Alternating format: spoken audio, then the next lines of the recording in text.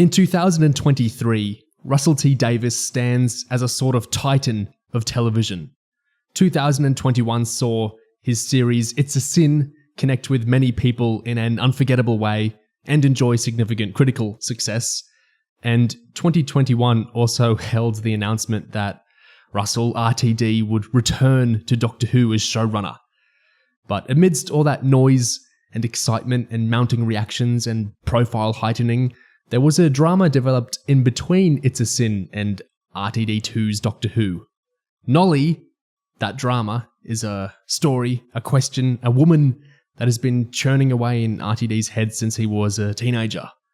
It's a 3-part ITV series about the soap star Noele Gordon and her unceremonious and mysterious sacking from Crossroads, the soap she led for so many years. In many ways, it's an incredibly, perhaps absurdly niche story, and in other ways it's rife with applicability and parallels. Today, we're going to have a jaunt through discussing the show Nolly itself, along with loads of Russell T Davies interviews and context around the show. Doing all that discussing will be myself, Neo from Australia, along with my friends Ingiga and Tyler from England. I've got lots I want to look at and talk about today, but before we start, I want to ask, especially you two as Brits, before this show, before it was even announced in 2022, what did you guys know of Noele Gordon and or Crossroads? Gig, do you want to start? What did you know? Well, I'd heard of Crossroads, but in terms of Gordon herself, pretty much nothing. I don't think I'd ever particularly seen an episode of it. Wasn't really familiar with any of the cast or any of the stories behind it. I think with soaps, especially ones that aren't even on the air anymore, I think there's a sense that you might know about them, but they also form part of the background radiation, I think, of society, if you're not keeping up with them. But of course, the corollary is when one's ongoing, it's very easy to just jump into. But yeah, I was never into Crossroads in particular. Tyler, what did you know of Nolly and or Crossroads? I had a faint understanding of it knocking around in my head somewhere. I kind of knew the word Crosswords. I knew that it existed, but I didn't really know anything at all about it. I think I knew that it was a soap, and that was about it. I didn't know Noele Gordon. I similarly to that faint understanding of Crossroads, I had something of Larry Grayson in there as well. But yeah, nothing else from this series. Grayson was Mark Gatiss's, well, can we say character? He was playing a real person, but that was Gatiss's person he was playing, right? Yeah. Well, I think they're all characters because it is a drama that RTD has put together. I don't think it's unreasonable to say characters in this case. And Larry was certainly a character in a very real sense anyway. Yeah. I've heard that some Brits would be aware of Acorn Antiques, which was like a parody of those sort of soaps, especially Crossroads, where they wouldn't be aware of Crossroads itself, but I guess that doesn't apply to you two. Never heard of that. No, not me. I think I have seen about it now since watching Nolly. I've done some background research and seen that now, but no, I hadn't heard of it until researching around this. As for me, no, even Coronation Street I didn't really know about until I started getting more into British television many years ago. I know our soaps, which are Neighbours, as you guys would know, and Home and Away, but that's as far as my soap knowledge goes. So it certainly didn't extend overseas until Russell came along. And of course, anything Russell works on, I'm interested in, always. Does that apply for you two as well? Yeah, certainly. Yep, absolutely. It's not just a vouching that if he finds it interesting, I'll find it interesting. It's that if he writes it, it will be interesting, one way or the other. But on what soaps are and what Crossroads is, well, how would you guys define a soap? I should be able to answer this question because I did a module on the topic at university. Basically, it's like a story-generating machine where you have a fairly limited sort of small setting and an ensemble cast who can just do lots and lots of stories, like every week, multiple times a week often. And basically just dealing with lots of, I don't want to say melodramas, but dramas, certainly. It's very easy to make in terms of budget and like cinematography. Like it's sort of like a little box that can just keep pumping out lots and lots of miniature dramas almost, like indefinitely. Yeah, I would use the term cheap anthology series. That's kind of what springs to mind.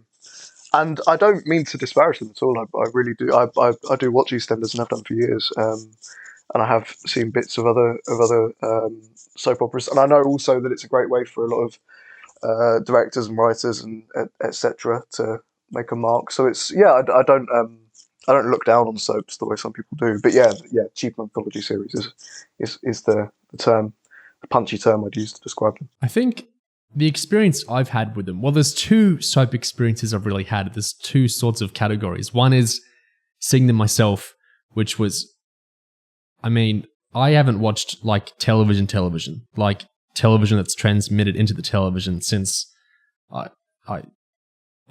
last time I intentionally did it, I think, was for the Day of the Doctor simulcast in the early Australian morning in 2013. I got out of that as quick as I could, really, back in the day. So the times when I did see television was more when I was a child and I didn't have control of what was on, and it was in whose ever home I was in, whatever family I was with, and so on. Which means that sometimes could be a sister or an aunt or something was watching one of the Australian soaps, and so I'd see some of it then. And melodrama is the word that I would see. Yeah, think just very Byzantine love triangles and quadrangles and dramas of that effect. And what always struck me is a kind of weird intrusion of violence, or a weird intrusion, and I get this sense that this definitely happened in Crossroads, where the show is kind of simmering at a slice of life, realistic kind of level, but then kind of, and it's not remarked upon in the way you'd think, there'll be enormous violence or like truly terrible things happening, and it's just kind of played as kind of normalish within the confines of the show. That always kind of weirded me out with the soaps I saw. So that was one sense in which I saw soaps, which is just flashes here and there in family context. The other sense, maybe you guys can relate to, is a lot of actors come out of soaps and into, things that might be seen as higher profile. And so often an actor would get announced into a show like Doctor Who, and they'd be from a soap. And in the time between their announcement, their casting, and them actually being on the show, people would go ferret away and look compilations on YouTube of stuff they'd been in. I remember doing this for Millie Gibson now as the 15th Doctor's companion, or watching Jenna Coleman compilations from the soap she was on. So that's the other experience I guess I've had with the soaps. Can you guys relate to that one? Watching the compilations of A New Companion, definitely. It's happened again and again, and I feel like the parallels with Millie Gibson and Coleman might go a bit further. But it's but in terms of my own experience with soaps, I had a random dalliance with Hollyoaks like 9 years ago, and I think the sort of the flashes of violence that you refer to there are, I think, part of the addictiveness of it. I think the simmering threat of danger, kind of like a subplot that's got incredibly like high stakes, contrasted with something that's quite easygoing and funny and bubbly and low stakes. So everything sort of melding together, and of course the way that one episode runs into the next, and they keep coming, there's multiple a week. I think it just has a very addictive quality. So even if you've never given a shit about a soap in your life, you might watch a random episode and suddenly think, hey, what the hell? I want to see what happens next. It's got they really pull you in, and that's how they're designed. It's quite clever. There's a real voyeuristic sense that you're peering in the most terrible stuff in other people's lives. There's a real gossipy feel to it. Yeah. I'm not doing it now. I'm being a good boy and holding off, but there are some Doctor Who parallels I want to wind around to at the very end of the discussion. And just before we move on, something else that I found kind of intriguing about soaps, that I've noticed for a long time, is that the way in which they kind of would get coverage in magazines, gossip magazines, like you say, almost like they were actual news and things happening to real people, except you'd open one of these magazines, it would be like talking about developments in a soap, basically spoiling what's happening in a soap, like as if this is actual news happening to people in real life, rather than chapters in a story or a drama that people might want to consume for themselves and experience directly. So almost like the storylines in the soap get paratextually passed around, this almost separate layer of storytelling and transmuted like their news, rather than drama, which I always found kind of fascinating. Like they're really creating to the sense of a parallel reality rather than a constructed story. Yeah, that's really fascinating.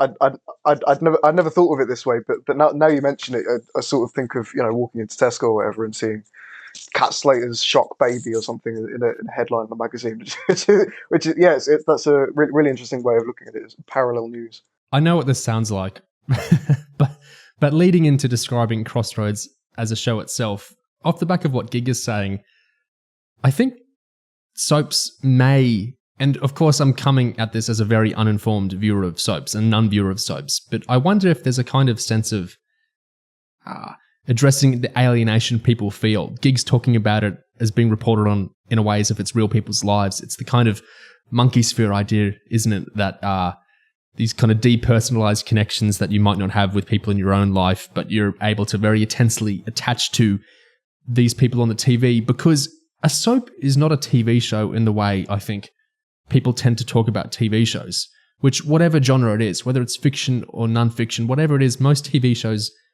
aren't always happening all the time. Even streaming binge releases, they all dump at once, but that's it. Then you have to wait, these days you probably have to wait 2 years before the next season.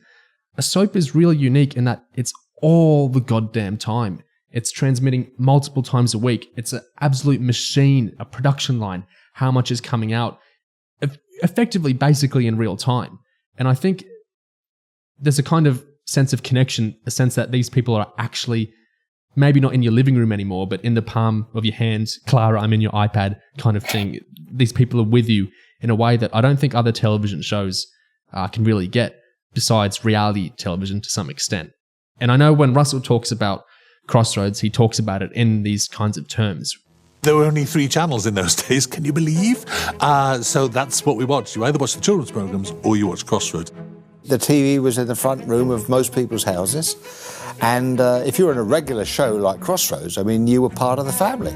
They sat down and watched you, and you belonged to that family. Which means for so many days a week, an absolutely enormous amount of people were connecting almost in a way as if they were real people, as wobbly as the show was, with these people inside their television screens as they're having their tea constantly for so many years, for so many episodes. It's such a... 45 million of them. It's, something million. Yeah, it's a gargantuan number, really. I think there's really something to be said for the kind of layers of connection you get there, which is why the whole premise of the show is so fascinating, because this connection is so huge that's being forged between, people can think it's an incredibly crap show or whatever they will, but they're still letting it into their lives, their eyes, their minds, their ears so often. And so for the show to cut off effectively its lead actor in that way, in such an unceremonious way, and then to try and move on, it's a really fascinating thing.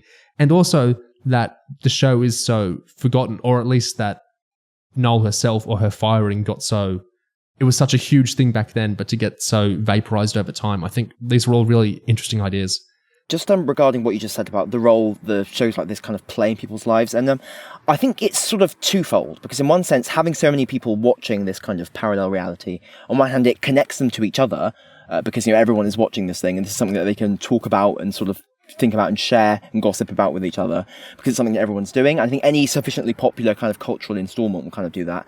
And then you have the other side, which is the relation to the story itself. And I guess in the sense that almost any kind of gossip or drama that's happening will kind of hook people in, I think it is in a way of sort of not replacing people's connections in real life, but rather giving them something to actually invest in ways that maybe make up for, like, sort of, well, you say alienation, maybe it's just a sense of not having that level of enormous interconnectivity maybe in their own lives, maybe something to do with like the way society is shaped, that kind of having something to pour all of those fascinations and interests into, kind of this very exciting alternative reality, is maybe sort of the role that serves. I think, as we often talk about using Doctor Who as like a metonym or an allegory or a microcosm of wider things in culture or society to talk about more easily, I think with soaps you could say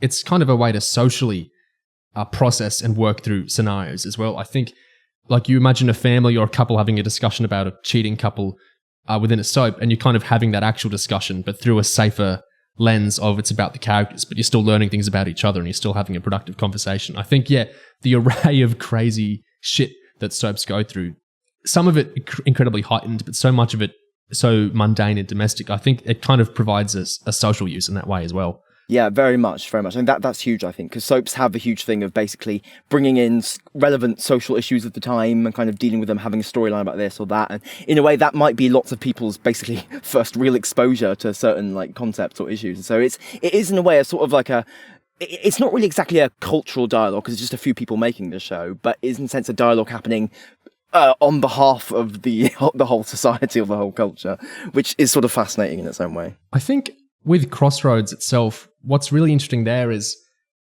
the show itself in the third episode, in the conversation between Jack and Nolly, it kind of gets into this when it talks about why other soaps were successful. Coronation Street is working class, Emmerdale Farm is about a farm, but Crossroads is is about a motel, which, you know, as RTD says, what's a motel? It's even these days, you know, decades after, and when there's much more of them in the UK, it's a word people still often aren't actually quite sure what it is and what makes it different from a hotel. There's a kind of, I think the class layer of the show is a bit weird. You had 3 layers of stories. You had the people running the motel, which is Meg and her family. It did become a very strange story where Meg was forever involved in like boardroom battles to see who owned 45% of the shares. And you'd sit there going, it's a motel in Birmingham with 16 rooms, which weren't called rooms, they were called chalets. You had the staff at the motel and the kitchen and the cleaners.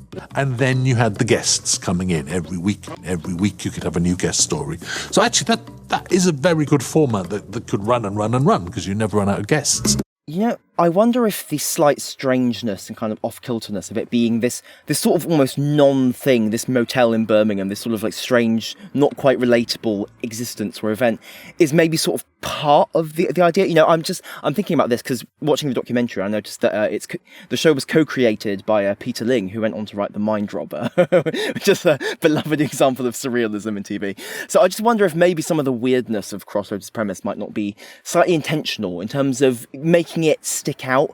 And I think certainly the format with having a motel where guests can constantly pass through in and out is maybe, I just feel maybe that sense of being between things rather than a really specific localizable like thing drawn from reality is maybe part of like the point. Maybe they did that intentionally to some degree to facilitate a sense of liveliness or constant action. Yeah, and it would make sense for, I believe it's the producer, isn't it, that doesn't seem to understand that. He's the one who says, Corrie's about the working class and Emmerdale Farm's about a farm, and what's this? Yeah.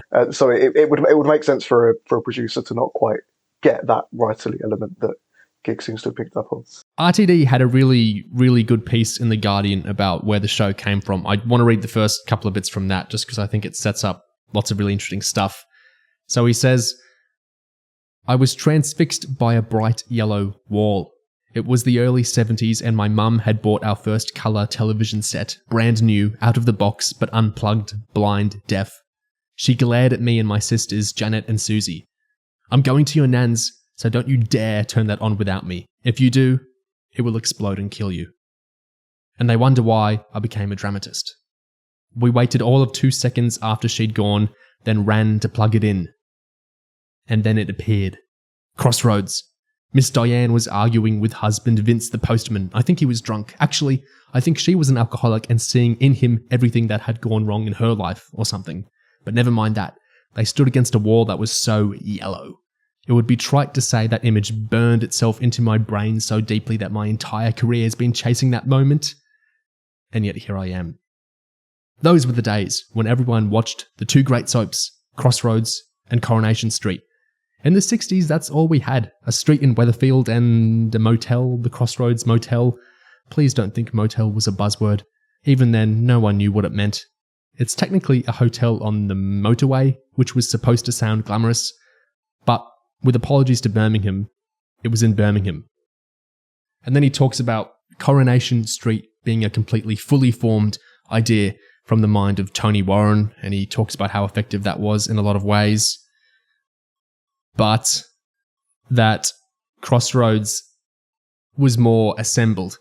He says it was a flat pack of stories, and its original conception, which was about 2 feuding sisters, fizzled out for various reasons, both internal to the stories and external to the stories. And the program limped from that point onwards.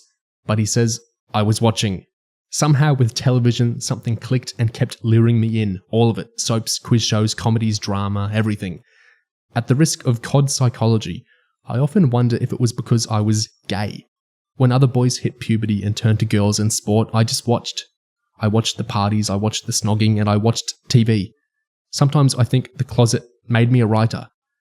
Sometimes I think that's bollocks because I was inventing asterisk stories when I was 9, but still, everything good in my life has come out of being gay, so I'll stick with my first theory. As a result, I was still watching Crossroads at the age of 18 when I went to university at Oxford, just in time for the show's greatest scandal to erupt, the sacking of Noele Gordon. It was a strange, noisy, public sacking, humiliating for character and star. It fascinated me so much that 42 years on, I've written a drama about those events for ITV. What do we think of all that stuff said there? I think he's probably onto something when he talks about how his gayness might have kind of influenced him becoming kind of not just like a TV addict, but being very terribly interested in all these different shows, the glamour of it, and also just like, the soap in itself. I think there's probably something to be said there. Obviously later on in Nolly, there's kind of a discussion about how the soaps were kind of coded as a thing for women and kind of viewed with contempt by sort of the straight male culture as a result. And also I think throughout the show, he kind of almost makes Nolly a kind of honorary gay icon with kind of how she's surrounded by kind of gay guys. And I think he's probably getting something quite important there. Gator says similar stuff as well. Yeah, I've always loved RTD's kind of anthropological exploration of how your sexuality kind of guides your life. There's a lot of it in It's a Sin. A lot of, in fact, maybe all of those characters. You can see the way that their lives are shaped and guided by their sexuality, their careers, the places they live. So yeah, I found that really interesting for him to apply to himself, and yeah, perhaps he was right. So, the other really important bit of context for where this show Nolly came from is that Russell was meant to write some of Crossroads himself, and he never did. And the other thing was that Russell's always been a great lover of Crossroads, and wasn't it true that your first script was for Crossroads? Yes. And it was accepted, it was about to be filmed, and then bang, then it got axed. Yeah. So this is really him completing a dream. It's a long act of revenge. I got there, Mum. Crossroads ran for another 3 years after Nolly's death, and one aspiring screenwriter saw it as an opportunity to break into the industry. I was 21 or 22 years old, and there was an interview by the producer of Crossroads saying, we're looking for new writers. I thought, I can do that. And I bashed out a script, sent it off to Birmingham, and then much to my surprise, about 2 weeks later, I got a phone call saying, come up to Birmingham and come and talk to us about writing stuff. 3 days later, I walked into the newsagents in Cardiff, where every single tabloid newspaper said, Crossroads Act, Crossroads Act, Crossroads Act. So the job no longer existed, and it fell off air about 6 months later, and I was frustrated. All my ambitions were frustrated. And here I am, like 40 years later, finally getting to do it. It's not that I bear a grudge at all, but I do. It's funny to think of this as like RTD correcting an imbalance in the universe, isn't it? Yes. Although in a sense, kind of the shooting down of his Crossroads aspirations are kind of like his villain origin story. Well, not villain, but yeah. That sense, that kind of unfulfilled desire there kind of channeled itself into everything he ended up doing. And also, I think it's a good illustration of how, unfortunately, even though it was axed, they were trying to actually start people's careers and get new writers in. It's a format that a writer can just kind of jump into. Here's your brief, write these scenes, put this together. It's not exactly. On one hand, it requires a lot of robustness on the part of a writer, but on the other hand, it doesn't require some amazing, insane, genius, creative, like inspirational idea.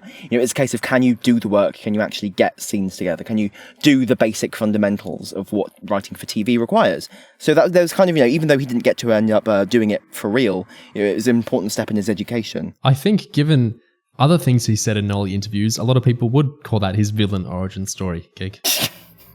Well, yes, I'm sure we'll get to that. What you're saying about soap writing, yeah, I think it really is actual writing, isn't it? Because it's not idea generating, it's not world building, it's not endless redrafting. A soap is so fast that you need to be a machine. You need to be able to work with other people, adapt extremely quickly.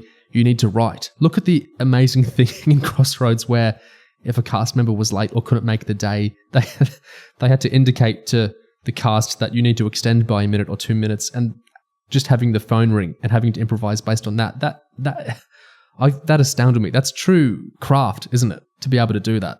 Yeah, and definitely, I mean, a nightmare for a performer, but like, the sort of thing I suppose you have to get used to. Maybe part of the world of the show being so, I guess, kind of contained like that is kind of, it facilitates almost, you can fill in something with like pretty much whatever, as long as it makes sense within the confines of the show, and it will sort of, it will slot in. I think the show just glows with respect for the craft, especially in terms of the cast and the crew, especially the crew. I think they were doing really hard work. And I love that the show doesn't laugh at the wobbly sets and things like that, which would be incredibly easy gags to make. But I think especially as someone who actually loves soaps and as someone who was, a huge fan of Doctor Who in the 20th century era, Russell's probably not the type to find the easy joke and things like cheap sets, but to empathize more with the people having to work with that kind of thing. So I really like that aspect of the show, and that there was an air of amazement and, how could this be happening with like the phone improvisation stuff? But the show was never mean-spirited about Crossroads, I didn't think. What did you guys think? It's not at all. In fact, I agree. It's a love letter to the form, and also not only to the form itself and its cast and crew, but its viewers. There's a lot of respect heaped on people that watch soaps, not to be deemed as stupid women. Essentially, that was kind of part of the thing, wasn't it? Part of the running sort of motif of the series was about the cast and the viewer base not being seen as not being cheapened by the average wannabe erudite. I was going to say, the depictions of them actually making the show behind the scenes, it struck me, and now that you say that, it strikes me again, that it's all taken very seriously. They really convey like the intensity with which the cast and the crew have to kind of approach the job, and it feels. I think it lends an air of prestigeness to the kind of the craft of making the show that maybe a lot of people don't view it with, which is a really nice thing to do. I like that a lot of the cast were self-aware, or they said, yeah, the show's crap. But I guess making the show wasn't crap. Like, it still is actual hard work that they all had to do. I guess it's the writers' fault if the plot lines, the writers and the producers, and Nolly herself was like a quasi-producer, or a more tangible producer in some ways than the other ones. But I feel like so much of what gets made fun of with these shows is well, no, it's not true, is it? Because people laugh at the acting. I think maybe even if you have like kind of criticisms of like the qualities of like the sets or the acting or whatever, I think basically the fact that it is produced on such a tight sort of schedule and with such kind of an intense process and to such a consistent degree over such a long period of time, I think that it's sort of I think that gives it a seriousness that kind of compensates for like what might be perceived as unserious within like the show itself. I think even if it comes off kind of ropey, it is nonetheless a very serious like production. I think playing around these ideas of seriousness and non-seriousness, it's interesting. In loads of interviews, RTD's talked about. And Russell, in your kind of world, you can choose to write about anything. And we obviously saw that with It's a Sin, and thank you for that. With this, why were you passionate about bringing this story in particular to life? I genuinely loved the story. The more I researched it, the more fascinating she became. I was that 18-year-old viewer. I always wondered about that sacking. And as I spent a fantastic summer talking to the whole cast and production managers and floor managers, and they loved her. They properly loved her. And it does feel like bringing her back for a final bow and casting Helena. We're just so lucky that we got Helena to do this. It's given her status and size that she genuinely deserves. It's a funny thing to say, I'm really happy that we've made this. I think she deserves it. And RTD did discover why it happened. Like, the reason given in the show is what he discovered, and she never knew that. And that wasn't really public knowledge. So in the actual research for the show, he uncovered, as we see in episode 3, why she got sacked in the first place, which is pretty amazing. I've always wanted to tell this story. It's something that's fascinated me since I was 18 years old. That's when Nolly was sacked. That's when were you born then? Yeah, yes. Yeah. And it had always intrigued me as exactly what happened. The reasons for her sacking became more mysterious, and also I then discovered the absolute reason why she was sacked, which no one had ever quite pieced together before. And I thought, oh, I've got a story. But winding back a bit, what I find really interesting is he talks a lot about, at 18 I was very fascinated, and, years passed and this always turned in my head, which is a really nice story. But in one interview, he goes a little deeper into it, and he talks about when he was 18, he actually found it funny. that she was sacked. It was funny to him. Oh, she's sacked. Are they going to have a plane land on her head? Everyone was laughing. And he says he was also laughing at the time because it was a funny thing. A big soap actress was sacked and she was going to die in a really strange way. It is that. It's funny the things that... Part of the reason I wrote this was like, as time passes, as more time passes, you realise how terrible that was. It seemed quite funny at the time. It was a soap star getting sacked, and all the newspapers joined in with that game of how does Meg die? And it was front page news. Do you remember all the time? Does she die in a fire? Does she take a drug overdose? Is she murdered? All of that stuff.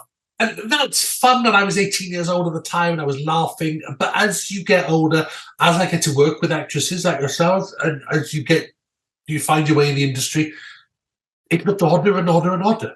The more distance from it, the more strange I thought it was. And I began kind of asking about it and asking people who were there. And so over decades, actually, that story built up in my head. And it took me 40 years to get there in the end. But I did. And I think it's a monstrous story of someone being treated so badly. But he didn't have that empathy of it until he had worked in the industry for a long time. And he'd worked with lots of actresses, and he'd been a producer himself. But what do you think of that his kind of reaction to the sacking changed since when it actually happened? Yeah, I think that's both interesting and understandable, because I think when people are kind of placed in sort of the public kind of perspective like that, and someone who's made into a celebrity or whatever, I think as much as people may kind of love them and adulate them and kind of shower them in praise and stuff, I think figures like that are also kind of put in this position of often cruelty. I think people can just as easily switch to kind of quite cruelly laughing at a public figure as easily as they can, be really positive and like worshipping of them. I think there's like a constant awkward tension with people in the public eye who basically have anything sort of unfortunate happen to them. Like they get turned into figures of fun, even if people supposedly love them. So, and I think, it's not something that you really hold against RTD, being young at the time, and kind of, it makes complete sense, I think. I think soap stars are ultimately a bit of a joke until they die, aren't they?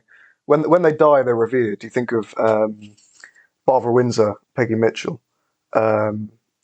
She was essentially a joke. She was made a mockery of for many years. Beloved though she may have been, for her main roles were Peggy Mitchell and the Carry On film series, sort of mocked for those. Maybe in a tongue-in-cheek, laughing with her kind of sense. But now that she's dead, she's hailed as a British icon. I don't think anybody would dare mock Barbara Windsor anymore. I wonder, it kind of comes back into these people are in your house and they're kind of a quasi-family thing, isn't it? And that's what happens with families all the time. You might think someone's a joke or annoying or even bad, outright in a family, and then they die. And of course, they're crystallized into, we actually appreciate it and this wasn't a joke at all. Yeah. It's the Van Gogh effect. I guess it happens with celebrities all over, but I wonder if it's more effective with soap stars because of that kind of weird familial kind of connection. Yeah, and also the level of distance as well. For the people who are actually getting sacked and having their lives upended, it's like, it might feel like the end of the world. But for people who are just sort of watching this kind of quasi-parallel reality play out on their little TV screens, it's like, it doesn't necessarily feel that close to them. I mean, they've been watching the most horrific kind of events and crazy violence happening to these people, and it hasn't like affected their real lives. So if something, dramatic like someone gets sacked happens, that again is at a remove. They've almost like desensitized from all the crazy dramas happening there. There's something else I find personally quite fascinating, which is it was a huge deal when she was sacked. Like the show goes into and the documentary goes into, and you can look up the old press yourself. It was a really, really big deal. And then we move on a couple of decades, and like RTD himself says, when he pitched the series about Noele Gordon to ITV broadcast Crossroads for nearly a quarter of a century. He was met with one question: who's he? And so RTD, that response really drove him to want to tell her story all the more. I find that it's just amazing how you can be such a huge part of the culture and the country's culture, in so many ways, the press and people's homes and all that. And you can be forgotten. Like, I guess I can't say quickly because it was decades, but to get forgotten so completely, I think it's interesting stuff, isn't it? What do you think of that?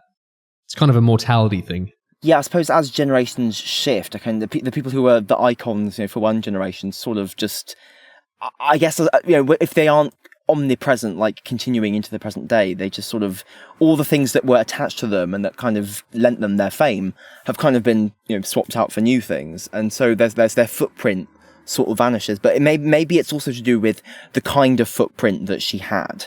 That kind of, like, if she wasn't exactly in like huge films or whatever that people keep rewatching, she was in episodes of a soap, which there are so many that you can't really catch up on them, can you? People don't like, maybe some people have like iconic soap episodes that they like to revisit or whatever, big fans, but in terms of actual, it's not like, like Lost or Breaking Bad or something where you have like some hour-long, like iconic award-winning slab of drama. It's like these episodes they are ephemeral in a way. And I think maybe the type of culture industry that she was in maybe has an ephemerality to it that meant that she didn't get that kind of everlasting kind of cultural purchase that other figures have. I think we as like TV geeks and like especially people really into big genre franchises, I think Doctor Who itself or Star Wars, things like that, they're constantly interfacing with their own past, like to the point of literally, well, not literally, but digitally resurrecting old actors and things. And there's this very real sense of we want to keep engaging with the 1970s content or the 1960s content forever. We're interested in this. The scale and the size of our franchise is part of the fascination to us. And so it's kind of, these existential questions aren't there so much, or they're there in very different ways, like AI recreations and whatnot, compared to just getting outright forgotten.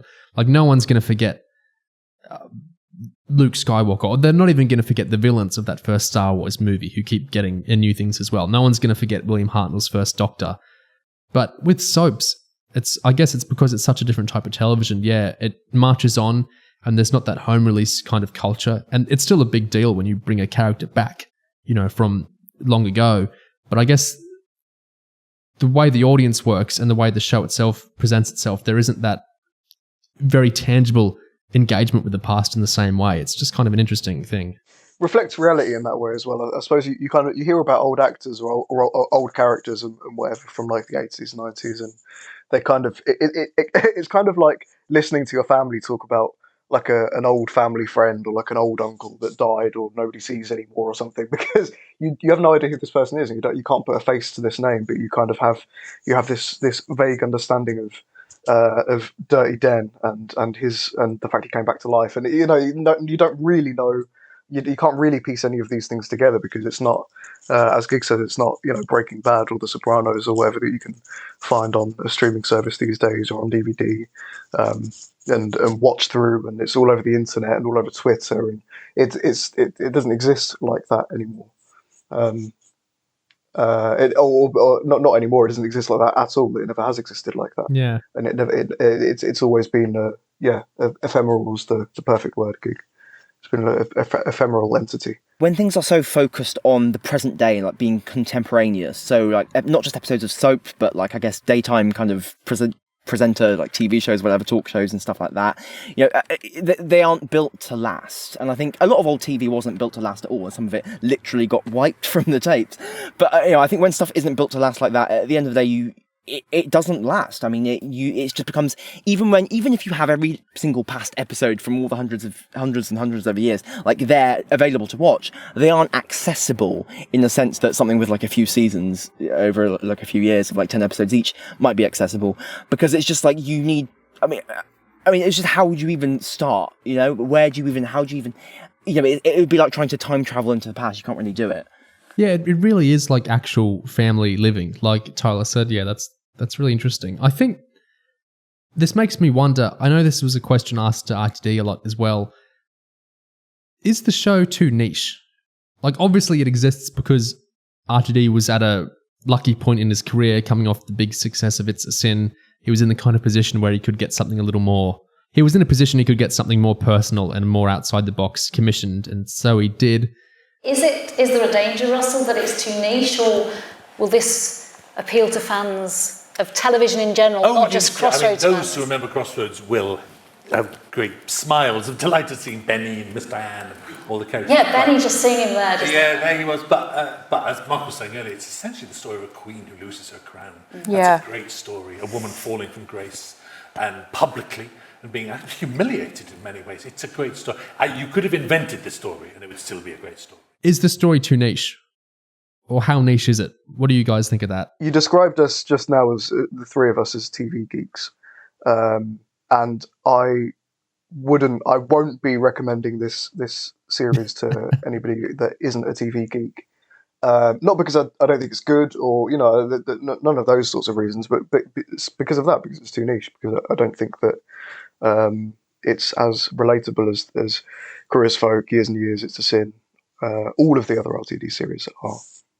It's hard to enter. I think it's a difficult world to enter into unless you have the established knowledge of who Russell T Davies and the crew producing this are, and I guess an interest in 80s soap opera, which I understand that the majority of people, even in the UK, and even people that would have seen Crossroads, probably won't care anymore. Gatus and RTD try and frame it as it's a story of a queen losing her crown. What can be more relatable than that?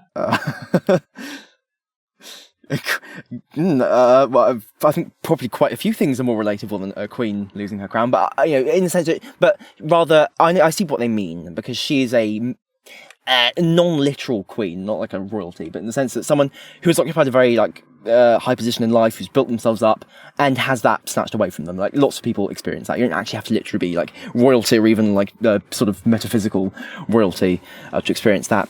Just to clarify, they are talking about Nolly as a story of a queen losing a crown in multiple interviews and things, and they've talked about the relatability of that, like a woman losing power in the workplace and kind of thing. But the specific, what could be more relatable than a queen losing a crown? That's my commentary. That's not what Gatus or Davies have directly said. That they haven't specifically said queens losing crowns is something all the commoners should be able to relate to or anything. So yeah, don't take that too seriously. On the topic of the nicheness, I kind of wonder if it's not so much the premise or the setting, but rather just maybe like the format of it. Because I think the way the show is structured, it is really a tribute. I think it is doing a lot of tributing and kind of like a sort of like a star, like reappraisal or appreciation of this figure who was kind of like unjustly forgotten.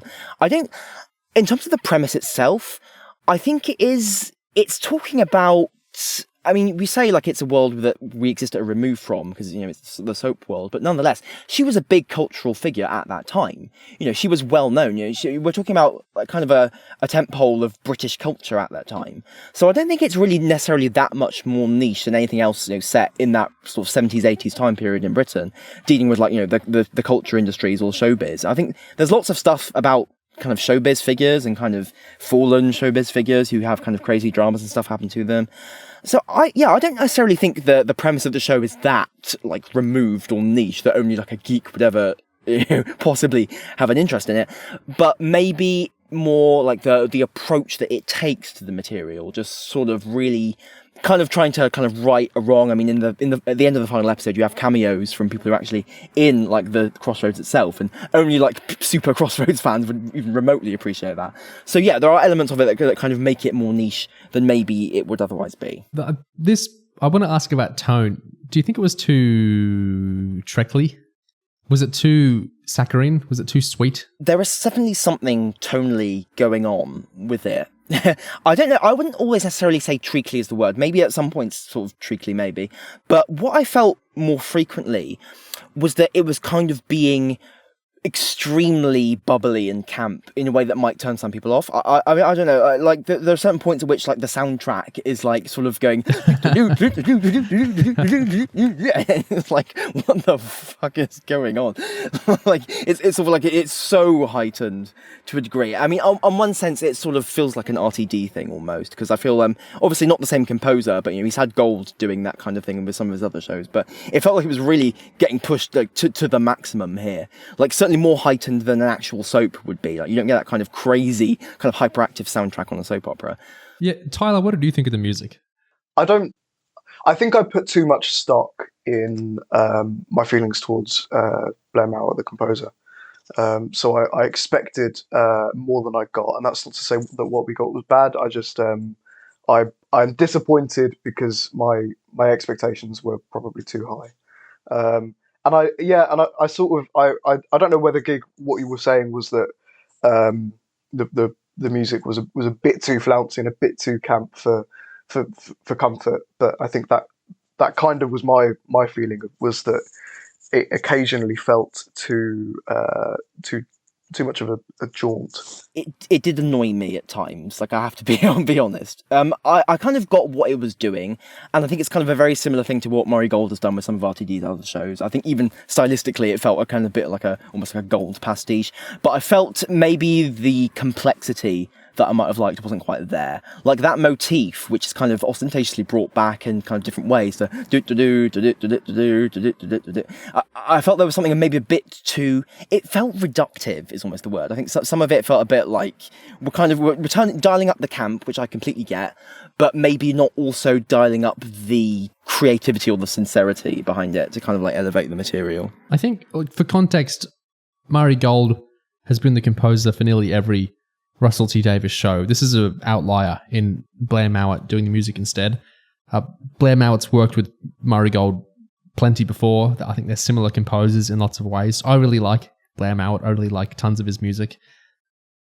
I think, yeah, like Gig is saying, this felt to me pretty much exactly like what I could see Murray Gold doing for the show. Like, I don't think this was any better or worse than he would have done. Because I think there's exceptions like, of course, Doctor Who, and I think years and years as well, where Gold did something really interesting and bigger, I guess, than what he normally tends to do with Russell shows, which is still really good and really enjoyable. But there's just kind of a different scale and texture to what he did with Years and Years and Doctor Who and some other things. But yeah, this felt like a simpler approach, I guess. And the jauntiness, like, I enjoyed the music in isolation that he was doing in those very jaunty sequences. It was fun and everything. But the show,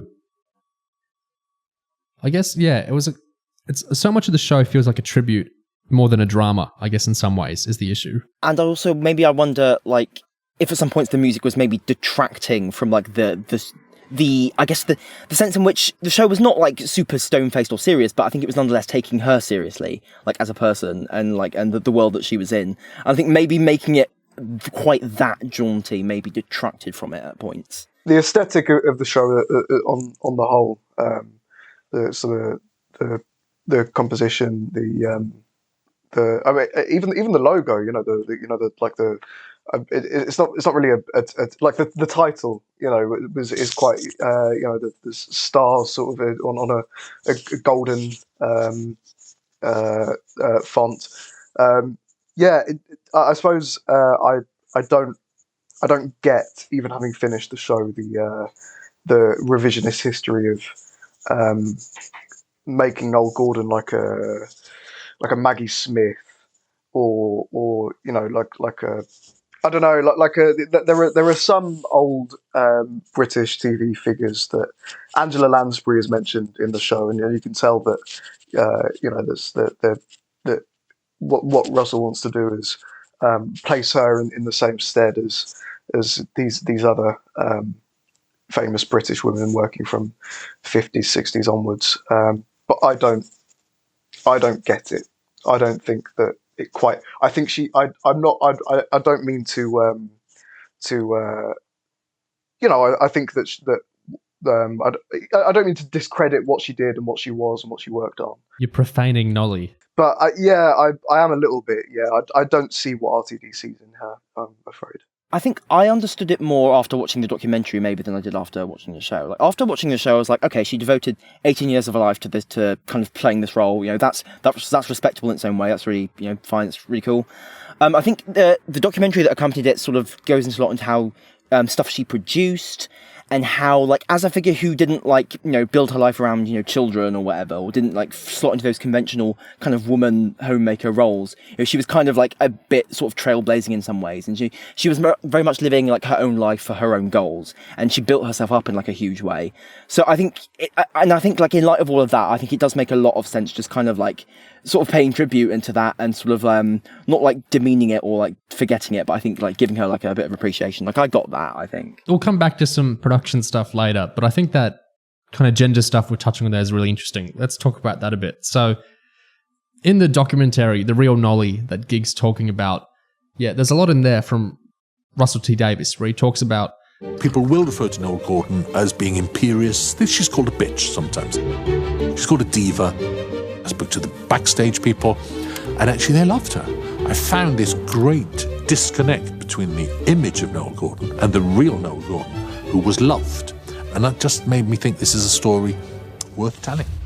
What I think is significant, what I love about her, is that I think she was tough. I think she would cause trouble. I think she would complain upwards to the bosses. I think to the cast and to those under her, she was absolutely wonderful. And I think it's a very important mark of a character. There's all this production context where Nolly she did loads. When, you know, that's in the first episode where she's talking to that man from ATV and saying, I built, daytime TV and everything. She was a producer and she spearheaded all sorts of shows, and she went off to America to learn how they did certain types of television. She was a real actual trailblazer and a real working woman doing all sorts of incredible hard producer work, basically, in the world. She wasn't just a soap actress or whatever we might like to say. So Nolly spent all these decades building up TV and, specifically about 20 years defending the cheap, wobbly set soap opera of Crossroads to get axed from something you've put that much actual tangible work into. Like we see in episode 1, she wasn't just an actress. She was working at the blocking. She was rewriting. She was doing direction. She was making the show better than it had to be or would have been otherwise. She was wearing so many hats.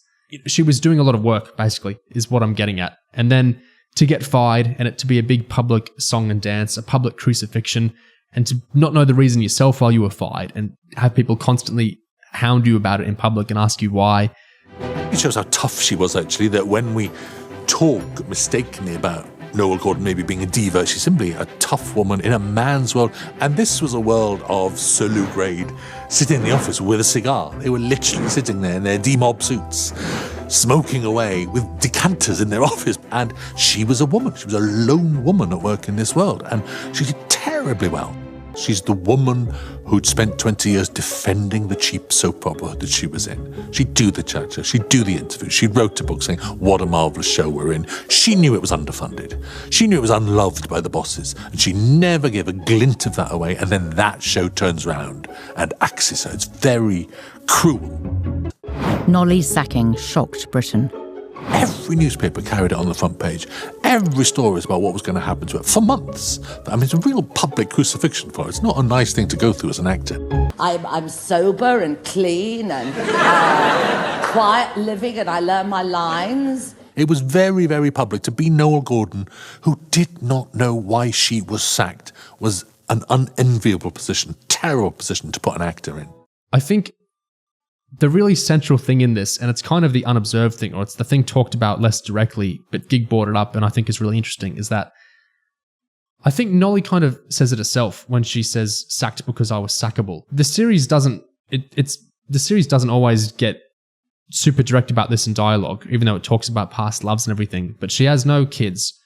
She has no husband at this time. She's no actual family, so to speak, exactly. She has her friends, especially, the gay men she gets on particularly well with, but there's no one kind of connected to her in the way that society would expect a woman to be connected to, which makes her uncategorizable because she's not a mother, she's not a grandmother, she's not a wife, she's not all these things which are kind of how a woman would be defined, especially, then.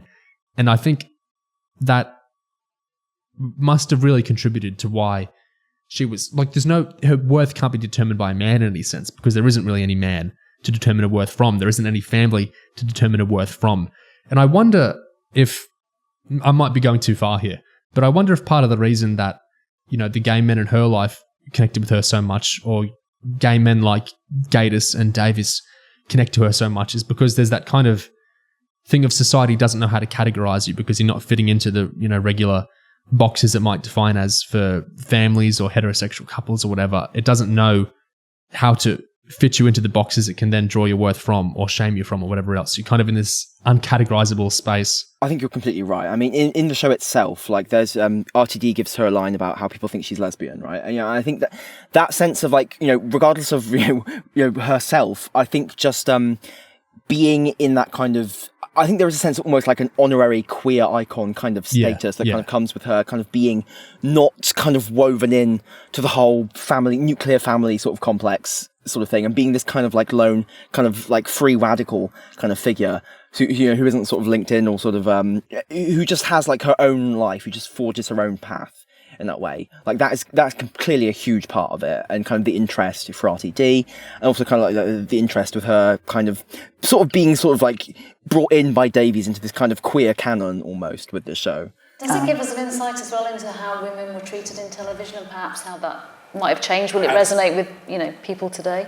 And outside television and in the world, and how it hasn't changed. Absolutely, yeah, very much. And she was fascinating because she was unmarried and she had no children. She had no brothers and sisters. And I think men in particular don't know how to handle someone like that. They have no words, they have no labels for you. She didn't fit into their world, and she was powerful, and she had money, and I think she unnerved the men around her. She was a producer as well. She wasn't just, she'd produced before, she'd had a daytime television show. Lunchbox. Yeah, doing interviews. She was the first woman to interview a Prime Minister. She was extraordinary. I think she did blaze. I mean, she was a trailblazer. Yeah. And I don't think many people actually know how much she began things for other women. But they know now. Yes. The legacy of Noele Gordon, who she was in the world, we start to invoke a mystery in her. We don't have a vocabulary, and we don't have a conversation about a woman who is not married and has no children and no family. It's like women like that we think don't quite fit in. We think that's a bit mysterious, and actually, I think she just had a great life and worked very hard. All right, she didn't get married. All right, she didn't have kids. That's not a crime. I think she was very happy in very many ways. And, she's as complicated as any of us. I think the bit that sticks out to me the most from any of the 3 episodes is opening with seeing how Crossroads works production-wise, and seeing how Noele Gordon works, and then finally seeing her go home and eat by herself and read the script, and then go over the script to herself as she's trying to relax. And you see that all she's got, in a way that is unlike all of the other cast and crew, is Crossroads. She lives and breathes it. For better or worse, and I found that a really beautiful moment. That's the one that stuck with me. Yeah, I noticed that earlier on in that episode, she kind of tells kind of the new actor, like, don't bother learning the lines, don't bother learning it, whatever. But later we see her, she goes over every last word. So in the sense that RTD kind of portrays her as maybe not basically more invested than she perhaps lets on in terms of like how much she commits to this. That's how I took it initially, but I think, tell me if I'm wrong, I think she was saying to Poppy, don't learn him before the rehearsals, because she's just going to change so much of it anyway in the rehearsal, as she did. Yeah. I mean, absolutely, yeah, because we see her changing stuff like on the fly, but nonetheless, we still see her like going back and kind of doing it like herself though as well. Yeah, I think both of these readings are correct. There is one, I think, other thing here, just kind of interesting to bring up, where RTD is talking about he doesn't see the show as that disconnected from It's a Sin. He says, I think some people are surprised by the fact that I did this next, but you could never do another It's a Sin. You'd be on a hiding to nothing. And I know this show kind of doesn't bear the weight of comparison in a way, but I was equally devoted to making it. Nolly, begins, in the autumn of 1981, Richie, the lead of It's a Sin, leaves home for London and walks into a world that is about to suffer a terrible plague. And at the same time, up in Birmingham, a woman is being sacked from her job. They're different versions of 1981, but I'm fascinated by that parallel. And in a way, It's a Sin led me to Nolly, which I had always wanted to write. 1, what do you think of that? And 2, what is the parallel exactly? I suppose they're kind of weak parallels, I guess. But I suppose on the meta level, there's they're both RTD shows. They're both one off the back of the other. But I suppose in terms of the content, there's a lot about TV history and how production works and how life is for actors working in precarious roles in the 80s. I can kind of see.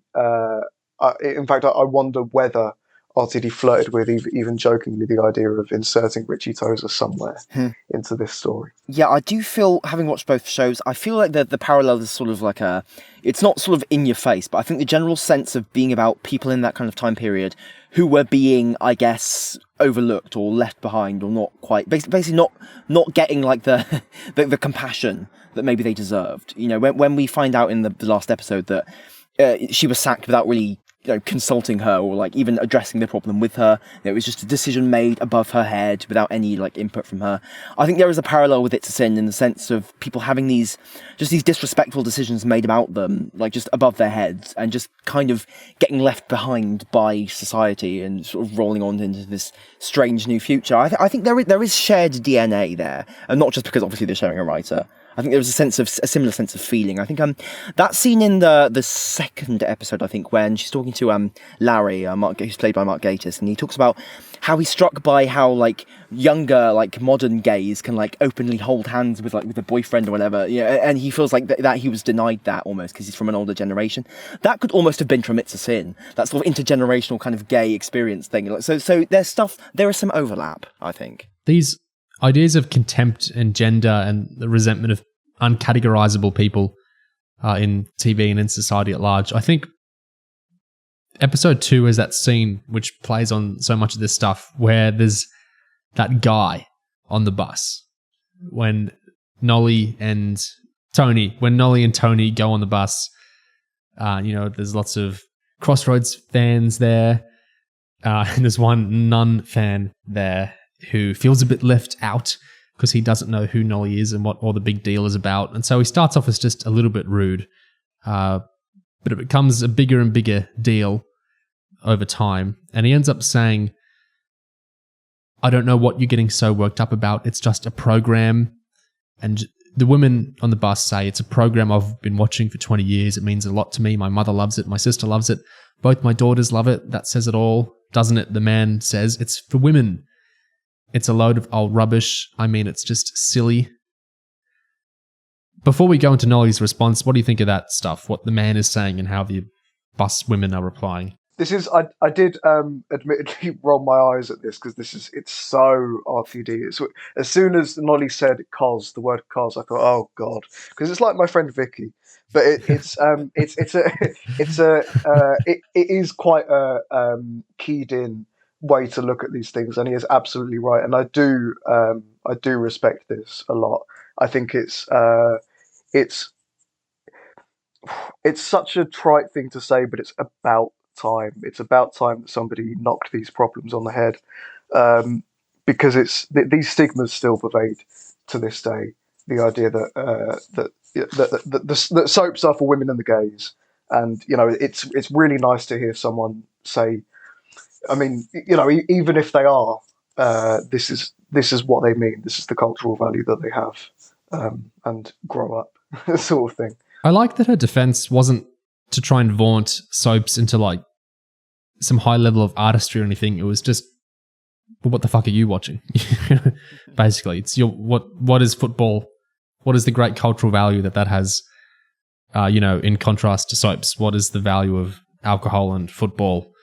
In contrast to melodrama and whatever else goes on Crossroads. I think that was a much more effective response than trying to kind of do what I think the show did elsewhere in some arenas, where it really tried to lionize and, really portray very powerfully and positively certain things to do with soaps. I think this was a more effective response, which is more, or maybe just dragging men, or kind of shining the light back on men more than trying to stand up more themselves, if that makes sense. Because what are they doing that is so much better?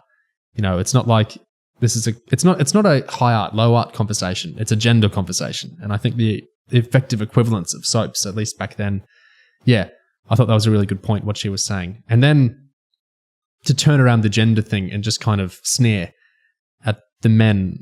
What did you think of that stuff? The stuff about shaming his dick and his underpants and all that sort of thing? I think what was being got out there in the things that she kind of sneers about with men is, I guess, like a low standard of appearance. She talks about yellowing underpants and just kind of general, I guess, almost like a an entitlement to being treated like royalty, even though they are not particularly impressive, I think is the general thing. Like, I mean, there is a risk of kind of going off and just kind of like sort of being self-defeating and kind of making it all about like, oh, your dick is small or whatever. But I think I think the scene sort of accurately sort of gets to the point, which is that, you know, it's no one's like blooming royalty here. You know, it's all pretty average and normal. You know, if you've watched a lot of RTD stuff, his rhythms can be very recognisable. So when you get into a scene where it's like, okay, here's one of the scenes where a character's going to give a big monologue that expresses RTD's point of view and kind of like completely steamrolls this character who's set up to be, you know, steamrolled by the protagonist. You know, as soon as one of those scenes starts, you can sort of recognise it. And I get the sense that there are a few key scenes in the show that RTD really, really kind of wanted to write and kind of get down and get into the show. And there is they are sort of loosely connected by a show, you know, to get from one of these like big scenes to the next. But I do think it is really good to sort of just openly address just the sheer kind of unfair contempt that anything women are into just sort of receives. And it's not just soaps, it's basically anything. You know, you just see just that utter like stigma automatically attached to just kind of silly little things that kind of women are into, even though, you know, men are into so many incredibly silly little things in and of themselves.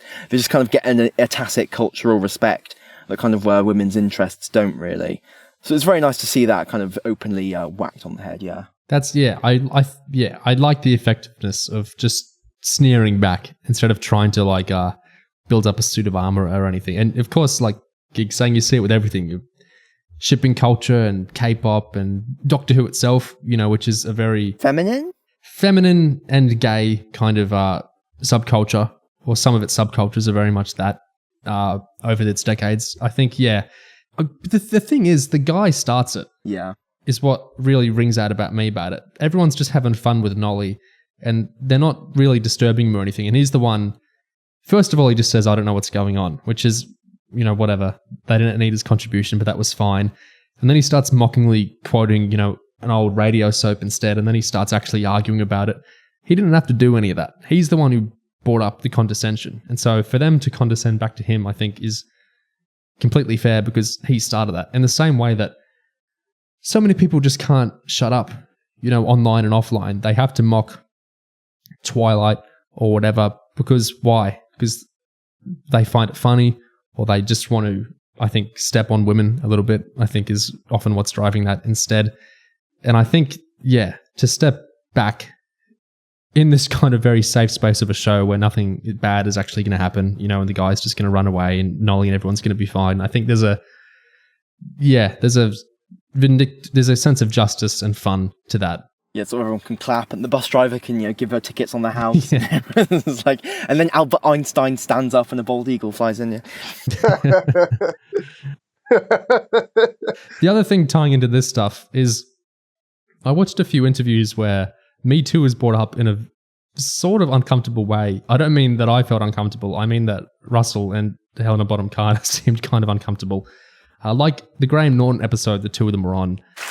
Nolly, Noelle, it's interesting because when watching it, it's not like a Me Too drama, but it's sort of Me Too adjacent in a way. It's Me Too, but without the sex, I'd say. Yeah. Yes. In a way. Yeah. Does that say it? Yeah, well, in that it is her versus men. And I think to be serious, I think the Me Too story is just the surface of the problems that men cause for women at work. They're not all sexual stories. Sometimes it's just temper and indifference and contempt. And Nolly was very much a victim of a very male system, wasn't she? And she said she was sacked because she was sackable. Yeah.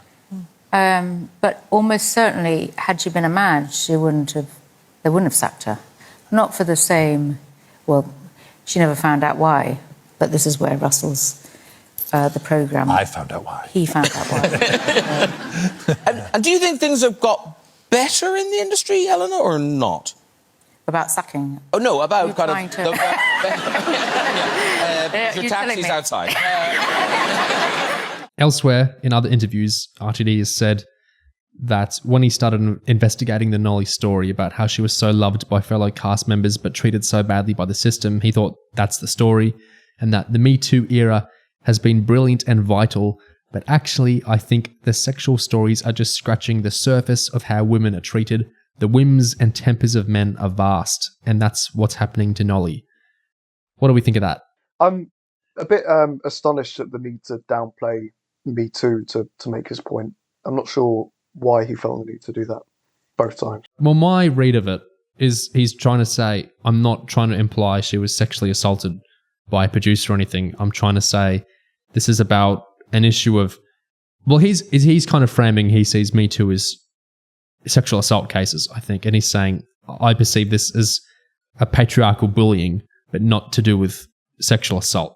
What do you think, Geek? What's your read on that? I think the way he chooses to phrase it make it sound like he's downplaying, kind of like, this is just the surface. But I think what he means there is that even though, like, Me Too cases, often the whole point of them is that they've been covered up and shushed and this stuff happens there in secret and it's being exposed. I think when he says it's on the surface, what he means is that the problem and the corruption begins even before it goes to the extreme of, like, sexual abuse and harassment. Like, the problem's actually, much deeper, and even stuff that we would consider normal, non-criminal, stuff that doesn't need to be, covered up or whatever, it's still actually quite bad in terms of what the power relations are. So I don't think he's actually, like, meaning to, like, downplay Me Too at all. I think he's just trying to say that the problem is even on stuff that, does not escalate to that extreme, is nonetheless, controlled by these, like, problematic, like, dynamics of power. This might be coming more from my read than from what he's saying, but the way I took it is he's like suggesting that misogyny is actually spookier, I suppose, in some ways than a more sexual-driven thing might be, or even a more just power-driven thing might be, in that it can be just an innate hatred of women that goes beyond and deeper than that. It's just a contempt that can be even isolated from power dynamic scenarios and sexual scenarios and whatnot. It's just something even more fundamental and present than that, which in some ways is it's very chilling to think it's not only that, but it's elsewhere as well. It can be in so many permutations where it's just this. Am I making sense? Well, I think something that's so omnipresent is, in a way, very scary because, like, it's everywhere. You might not even know that you're staring it in the face. It's in the sense that something that can't be localized to a specific, like, dramatic event or extreme, like, event or, like, really, like, a horrifying story. Something that is just so total that it just swallows up everything. It's hard to even wrap your head around. And I think that is scary in a different way. Although it is, we haven't mentioned it, but I think there is an irony in the fact that, the great... I will stick up, for women against the men, is written by a man, and here we are, three guys talking about it. I understand what you're saying about the way you read the RTD thing, but I think that if that is what he meant, I don't think his choice of words are very good, and I think you need to take when you're reading quotes directly from somebody without hearing their voice and hearing the entirety of what they have to say, you need to take these things at face value. And I dislike the way he's approaching Me Too in marketing Nolly. I was just wondering, in terms of the gender dynamics and stuff, and RTD being a male writer, kind of approaching this kind of woman and kind of the issues she had with men, I just wonder, throughout the 3 episodes, I noticed there are kind of points at which Nolly seems like she's sort of doesn't know what to do, or she's like helpless or whatever, and then one of her male friends kind of encourages her, hey, do this. And the way that these kind of plot beats are sort of structured is that RTD will have taken something that Nolly actually did, and then written in the scene of her being encouraged to do it by someone else. So you have in episode 2, you have Larry Grayson kind of encouraging her to, like, hey, come to the stage, be a new, like, theatrical star. And then in episode 3, when she's like thinking, oh my god, I can't do this, I'm going to be a flop, I'm going to be a failure, you have Tony talking to her across the table saying, hey, stop, being down on yourself, go out there and fucking act, and she does it in the end. And I just wonder, like, it seems like a lot of the show kind of feels almost like ways in which she's sort of nonetheless kind of influenced by men over the course of the plot, rather than necessarily, like, driving a huge amount of it with her own sort of impulses. Did you guys kind of feel that way? Or do you think I'm talking out my arse? No, I'm not sure how much how active Nolly is as a character, and I think you're right to pick up on that. I think I can't think of a single thing that she does in a major plot sense that is of her own accord, that is off her own back. So I think yeah, she was heavily influenced, both for better and worse, by the men of the story who are more active than her. Tony Adams is more active than her. Larry Grayson, is telling her what to do. Obviously the way that the story unfolds is that she is sacked. So yeah, all of her male counterparts have more activity. Announcing that she's sacked. She made that decision alone. Yeah, I was about to bring that up. Yeah, that's like the polar inverse.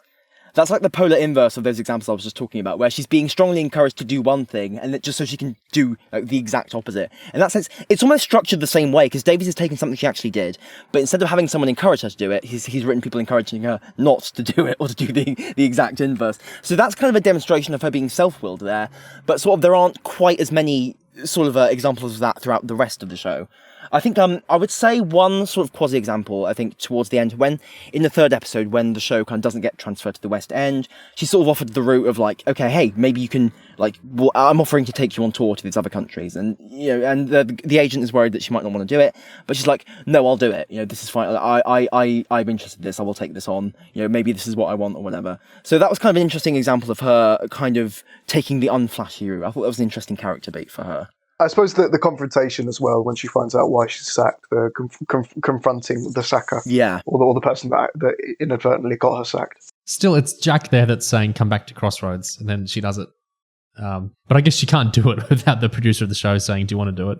I think my theory, it could be completely wrong, but my theory is if someone's writing if someone's writing like a biopic type thing, so not a documentary, like an actual realization with actors and everything, if they're doing that, I wonder if there isn't a slightly less acute sense of active versus passive characterization and certain guidelines of drama and storytelling and whatnot. I wonder if they can get slightly dulled by the fact that this stuff by and large actually happened and you're realizing it more than you're making something up from the ground up. I'm just totally musing there, but I wonder, you know, if RTD was coming up with a totally fictional story of Queen losing her crown and whatever, if he would have thought, well, I can't do that because that wouldn't be good drama or something. Whereas when you're actually realizing real life stuff, is there a kind of dulling of that impulse? But I mean, it's not like the stuff, like Gig is saying, this stuff here is the more fictionalized stuff in a certain sense because it's things often Nolly did herself of her own accord in real life that then the show is kind of making into a dialogue between two characters. And you could argue, I guess, that it's for, you know, realization purposes instead of just having a voiceover or whatever, but RTD is a great writer. He could make it work otherwise.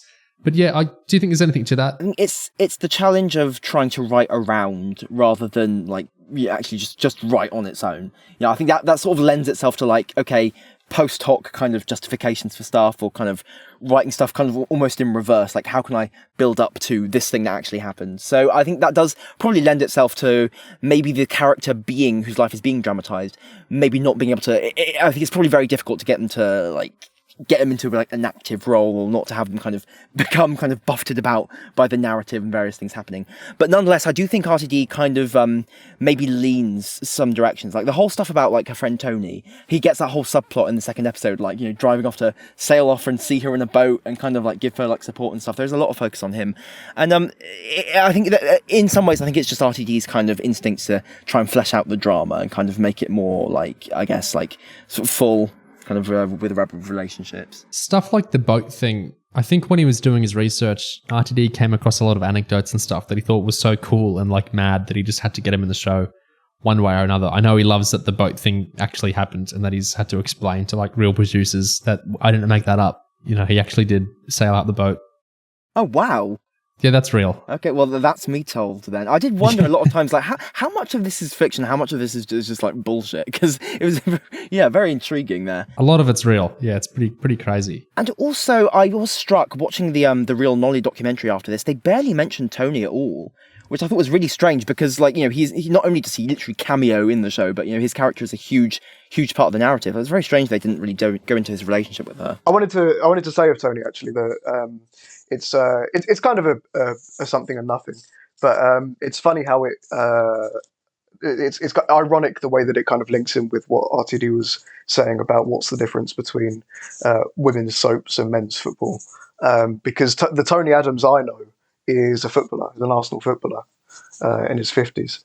And this guy Tony Adams is a Crossroads actor. So yeah, just a funny string that I drew when watching this for the first time. Speaking of things that are and aren't real, this is an interesting one. Did you guys get that Poppy wasn't real? I more or less surmised that she was like a construct that RTD made to kind of show things. I mean, if you're about to reveal that she was real and I'm completely wrong, then please, by all means, go ahead. RTD, the way he characterizes it to the Radio Times is, she's a kind of amalgamation kind of character. He says, there wasn't an actress called Poppy and I just had to invent someone to come in as a newcomer. But I spoke to a lot of people, Wendy Padbury, for example, who was an ex-Doctor Who companion and played Meg's daughter in the 60s. That's Zoe from Doctor Who. And RTD says, I spoke to people who had been younger actors with Nolly, and it's very accurate. I hope it's accurate that she took them under her wing. She disciplined them a bit, but she'd teach them good studio manners and good professionalism. There's two aspects of Poppy there. So one is, kind of an amalgamation and an approachable sort of character in that way. What do we think of that? I had to temper my expectations a bit as the series progressed, because we open with Poppy and we spend quite a bit of time on Poppy in episode 1.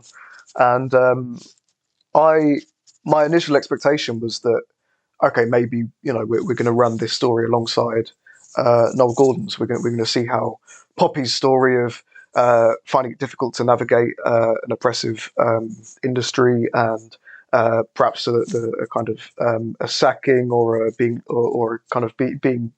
trod down by production and the men of the story is something that will align with Nolly's, but we kind of lost Poppy somewhere along the way, and I think that's a shame.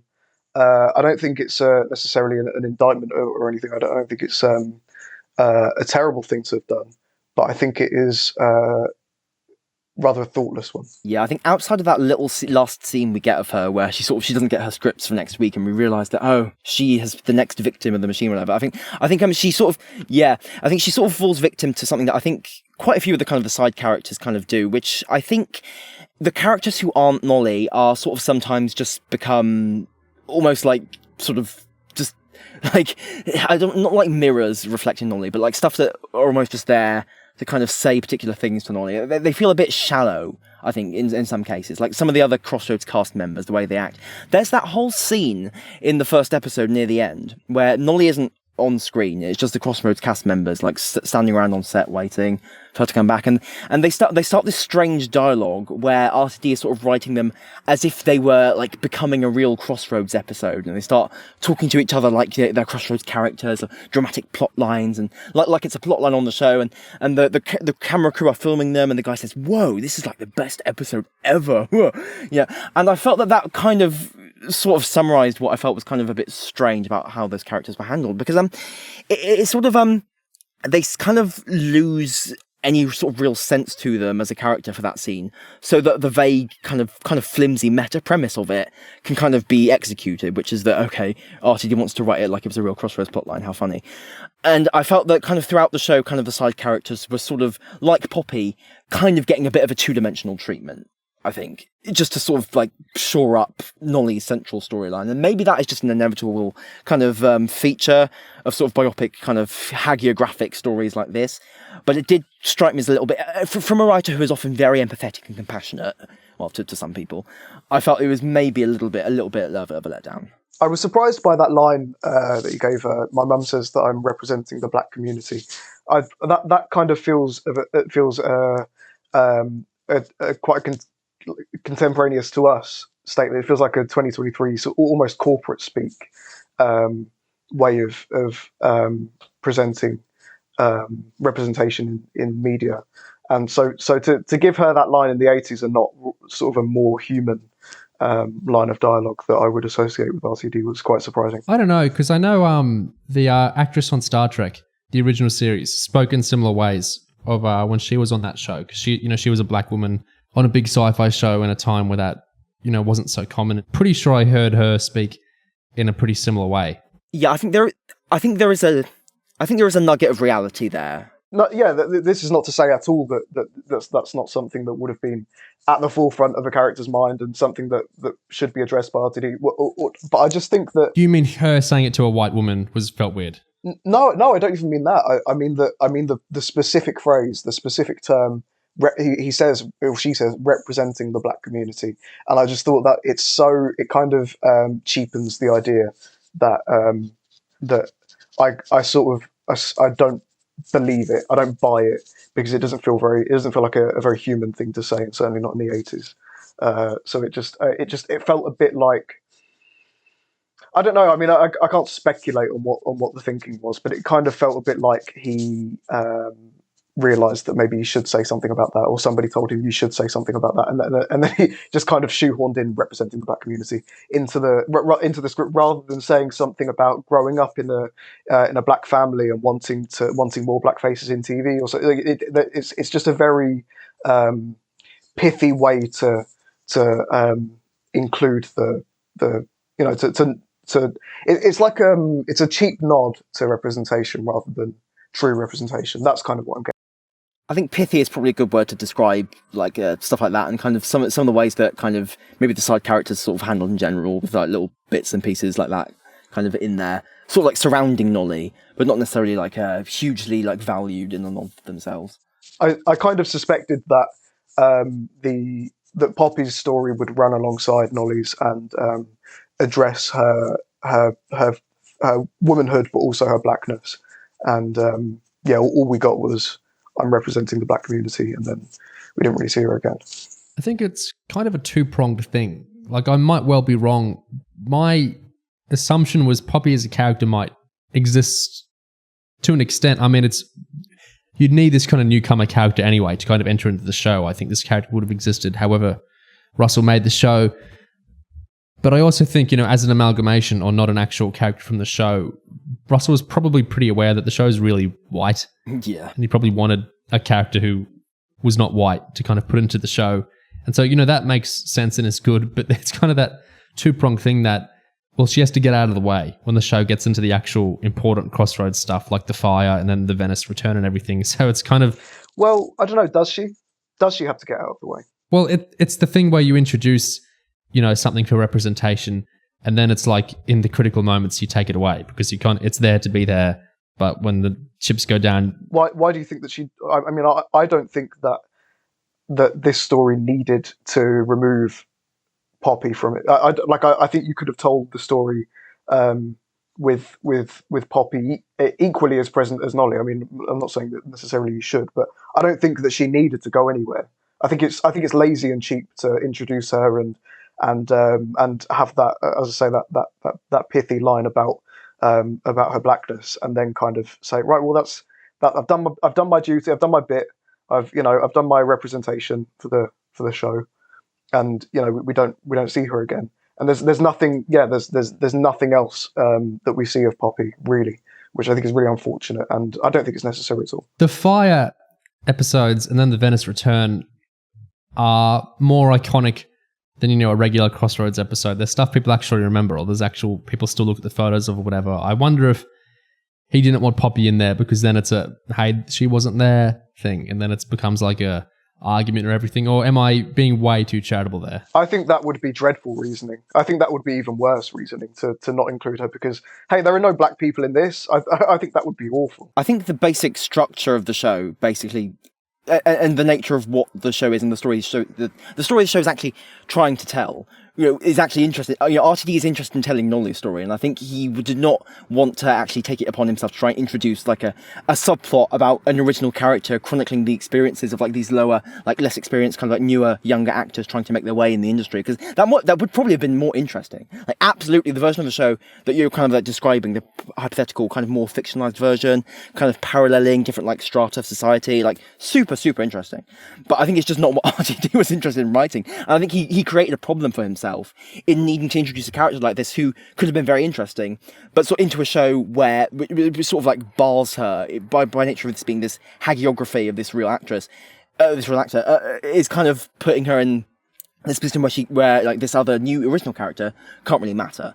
I think a version of the show where like Poppy and sort of Nolly are like being paralleled or whatever sort of leans more into the like original kind of fiction inspired by, you know, more drama in the sense of like we understand like I guess more like original drama, whereas this is just being this kind of like treacly kind of like lovely jubbly cuddly sort of tribute to a soap star. I think it's very difficult to actually like get an original character and have them really matter in something like this, which is why you get, you know, this utter like this brick wall that you kind of run into where you're introducing your new character who's a black woman and she just kind of gets like shuffled out the narrative after one episode. Tyler, I have to clarify. You know that reasoning I just presented for Russell is built off the kind of thinking he was presenting, like with why he had David Tennant not in a woman's clothes, where he's, you know, very acutely aware of, but so-and-so might report it like this, and this might get in the press, and I think that would be nasty for people. It's built off that, not built off my own opinions or anything, which I'm sure you know. Yeah, no, I completely understand that, and you know, we're hypothesizing about why RCD did what he did. I just think it's a shame. I think it is at worst it's like at worst it really is. It's the shafting of it's the creation and then the shafting of a black character for no good reason, and there is no good reason for it because there is plenty of time spent not only on misogyny but also on homophobia. So why no time spent on on being black in the 80s TV industry? Why is the only line spent on that? I'm representing the black community for my mum. I just think it's such a weak way to fulfill a diversity quota. That's how it seems, rather than create a character and make a point. Do you think we're at this kind of tension point where it's like, if you're three men discussing something so much about women, or if you're a tall white Welshman writing a show about women and then trying to include a black element in a way that, you know, you talk a lot about the inclusivity you are happy about seeing, you know, emerge in the TV industry and you want to see emerge more. I wonder if there's, well, I mean, I know the answer, there is, absolutely. There's a point where you can go as far as you can go, and you can go pretty far in comparison to the others like you, but you can only go so far. So I wonder if some of these blocks where you're hitting are just like, you can go far-ish, you know, as what you are, but at the end of the day, if there aren't other people in the room, or if there aren't other people in power, there is only so far you're ever going to get, just because you have your own experience. And as much as you can absorb and learn from other people's experience, you're still not them at the end of the day. And I think, you know, this is where it talks about writers' rooms and other producers and all that comes in. But a lot of this, I think, just lacking the instincts maybe, and or the self-awareness to want, you know, someone to read over something or think over something. I see what you're saying, and I'm not trying to suggest that necessarily it was his responsibility to. I'm not saying, you know, we need a trans character and we need a black character and we need a South Asian. Yeah, I'm not saying that this is something needs to happen necessarily. I'm not saying that it was his responsibility, it was his duty to do that in this series. And you went halfway. Yeah, exactly. It wasn't even halfway. I mean, we got 5 or 10 minutes of a character at the very beginning of the series that we didn't really see again, who mentioned the fact that she was black once, and that was enough to RTD. And I think that's unfortunate, to say the least. Yeah, I think RTD's own interests and biases sort of lead him, and sort of, you know, this is a very personal project with him, and it's just, you know, it's just going to lean towards the whole, like, the white realm. You know, that's just what this whole thing is ensconced within. You know, so I think sort of like, you know, you can do pithy sort of like nods to sort of like people who aren't white, and it's like, well, whatever. Not exactly gonna, you know, not in bursting out in applause for it. Yeah, I think this is this is going further than I probably want to talk about, but I think this is something that really annoys people, specifically writers and specifically male. I think with those sorts of people, the idea that it's not just that you can't do something, it's that you literally this is blocked off to you. Like this is not a power you can ever attain. It's so alien to them because they're in, you know, society set up around, you know, built out of and catering to what they are. I think the idea, and especially to writers who, you know, what does Neil Cross say about novelists? You know, especially to writers, this idea that you can't ever do this yourself. You will never be able to properly or sensitively be able to write certain things yourself. You will need to empower other people. Or you won't even, if you're the top honcho, you're never going to be able to do this properly or good enough or whatever in certain ways. You're never going to have that power. I think it's so anathemic. It's outside of contemplation, I think, to some men, to such a degree that, like, that's why you never even see it happen, even, with ostensibly, woke writers or whatever. It's just because the idea that you can never actually do this, or you will never be able to actually do this on your own, or you as the boss is, yeah. I just think it goes against that, very fundamental sense of I can do anything. Yeah, I do think a lot of writers, I wouldn't necessarily include RTD in this, but I think a lot of writers kind of have a... No, I wouldn't either. Have a sort of entitlement to the idea that they can be like the ultimate characterization of anyone in the world's experiences. They can write anything with the power of imagination. And the idea that there are just things some things that they're just inherently going to be shit at. It's just like, or even just irresponsible in handling. It's just like a huge insult to them, and they just write loads of like wanky columns about how they're being oppressed by the woke mob and all that shit. Yes, lots of writers love to get into shit fits about that, and get into fights on Twitter with like the Auschwitz Museum about their characterizations of the Holocaust and I hate that book. Things like that. Writers just get fucking crazy with stuff like this. I think there is a sense of like the entitlement that comes with like being the great writer, the one whose imagination is so powerful. I think this circles around to the three men discussing Nolly thing again, which is also that I think a lot of that is pulled from, like, if you're a actually Doctor Who's a bad example because that's very popular with gay people. If you're a what's a really heterosexual franchise? Transformers or something. If you're really, really into Transformers and you read all the, I don't even know if they have novels. If you read all the Transformers novels and comics and cartoons and whatever, and you read some other stuff as well. You read some YA novels or whatever, but mostly you just read Transformers. I think it's actually much more believable then that in your brain you're like, well, how could I not be able to write so-and-so else? Because pretty much everything you read is kind of within the same sort of realms. So it's like newspeak,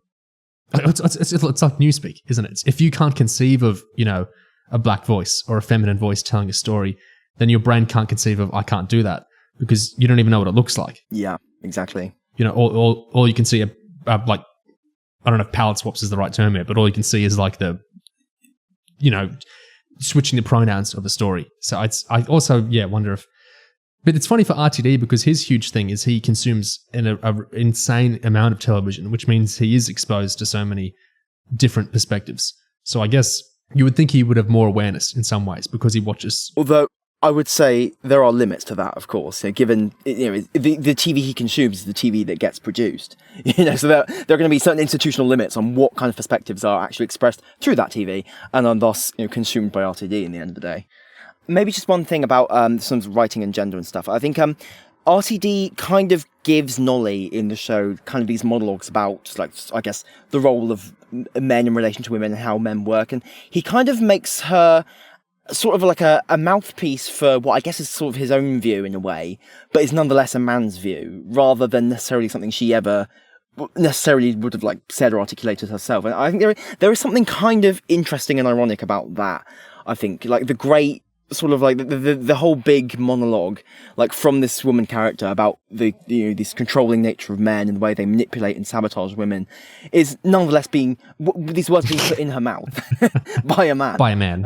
So there's sort of an ironic reflection of that. Doesn't not like a deal breaker or anything, but nonetheless, I wonder if there is maybe a degree of nuance that might have been added were, if this, in some hypothetical alternative reality where a woman wrote this, versus, whereas kind of a man wrote this, I wonder if maybe when a man does it, is there a risk of it being like reductive almost, or kind of like almost taking the easy way out when it comes to like gender essentialism stuff, like Moffat does a lot. Topics I wanted to move into, which kind of flow out of that, are one is the weird kind of posthumous final bow aspect of the show, and the other is the specifics of how she was sacked. And these two topics sort of intermingle. So with the sacking, as far as we know, Nolly didn't know this. RTD found this out, why she was sacked, through all the research he did with the show. He uncovered the chain of conversations, as he articulates it, about how she was sacked. I was 18 in 1981 when she was sacked, and you're right, it was front page headlines in every single newspaper. And it always stayed with me because it was a very mysterious sacking. She was sacked overnight, no lunch, no dinner, no warning, no little chat with the agent. It was just absolutely ruthless. And I wondered about it for many years, why it had happened, did a lot of research and kind of found out why. And you do find out why, Julie, in the end. It's like, I don't want to give it away, but there's no awful revelations. I'm not outing her. We're not shocking anyone. There's nothing like that. When I say I discovered how she was sacked, I discovered like the chain of conversations that led to it, which is almost an accident. But you sit there, that's a woman's life. It's her entire life. So in real life, there wasn't that conversation, as far as we know, between Jack and Nolly about, well, you were sacked because of, well, it's a really interesting, it's because it's not really one thing, is it? It's part miscommunication. It's part gender kind of stuff. It's part kind of corporate kind of stuff. There's a couple of different layers to it. I think it's a really interesting chain of reasoning. So RTD himself, he says, in real life, there's no evidence that Nolly ever found out. So that's for drama. I had to give it some sort of conclusion. What do we think of the actual, well, how would you describe the reason? Gig, how would you characterize why she was fired?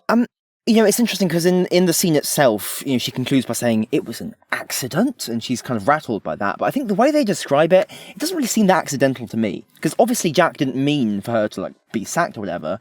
But nonetheless, because he was, as a result of him kind of complaining, to his higher ups, his boss, about kind of his kind of struggles with her day in, day out. Nonetheless, that led to his boss kind of going over his head, I guess, in a sense, and going over Nolly's head and just saying, okay, we're axing her, we're cutting her out. She sounds annoying. Let's get rid of her. She seems delusional, and that seems like not really accidental, but rather just kind of malicious, and just a sense of just like a real, just sort of top down exercise of power and dominance, and just kind of sort of cruelty in a way, not really engaging or trying to amend the situation or the problems that may or may not have been caused, but in the sense of just sort of just cutting it off at the root and just being able to express a sort of so I think the way in which the show kind of tries to wrap it up by saying whoa, I can't believe it was all an accident, it's one thing. But I also think the thrust of that scene is RTD trying to give Nolly kind of a voice to actually be able to talk back and ask surely it was wrong to do this. Surely do you acknowledge that this was wrong and unfair and unkind to me? And I think that's another one of those scenes that I think RTD really wanted to get in and kind of builds the rest of the show around, being able to write something like this and kind of right a wrong in the sense of ask the question that wasn't asked and kind of get the admission of guilt that was never really given. That sense of kind of trying to create a fictional space where those unresolved injustices can get a bit of closure. I think closure is probably the key word in terms of how RTD approaches this, because that defines the ending as well.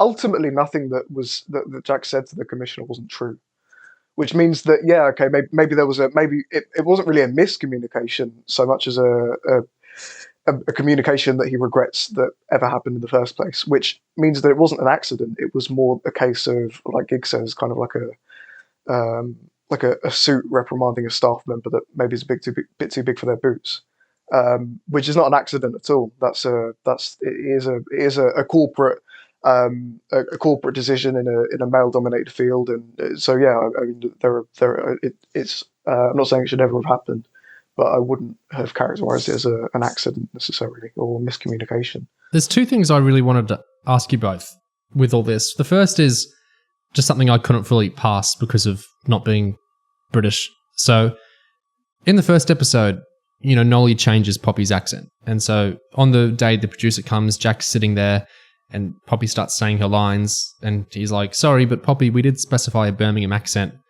And Nolly says, you might have, I did not. And then Jack says something, and I don't totally understand it. That's why I wanted to ask you guys. He says, it's just that I think the rest of television speaks in RP, received pronunciation, and Poppy gives us a chance to, and Nolly says, and I said no. And she turns around rudely and continues on the scene, and we linger on Jack's face for a while, and you can tell he's very bothered by that. And so, this is part of this. This is like 13 minutes into episode 1, so this is part of the seed of all the drama and everything. But what I wanted to ask, because I don't understand all this accent stuff so much, is what is the meaning of what is Jack is there a race aspect or a class aspect? When Jack is talking about, I wanted to have a Birmingham accent with Poppy because I think the rest of television is an RP and we can do something new here.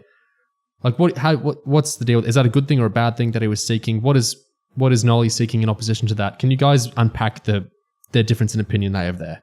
What did Jack want with Poppy exactly? Would it have been a good thing? I would say the basic thing of what he wanted was he wanted to introduce I think he wanted to do something new. Yeah, he wanted to have some variety in the show, maybe depict more of like a range of like maybe a more realistic range of people in real life and stuff. And I think that's completely understandable. Like as a creative goal, I don't think there's anything wrong with that. And I think the show kind of presents Nolly's insistence on her being RP like everyone else as maybe a certain degree of aesthetic conservatism in terms of wanting everything to be as clear and consistent and like direct and I guess sort of internally consistent and I just sort of maybe reliable in a way. I think maybe she's depicted as seeing like the introduction of like a regional accent as like a sort of like a dismantling of like a standard that everyone else has had to kind of like build themselves up to. I think there's a mention in the show. I think someone says that they had to like, one of the actors says they had to like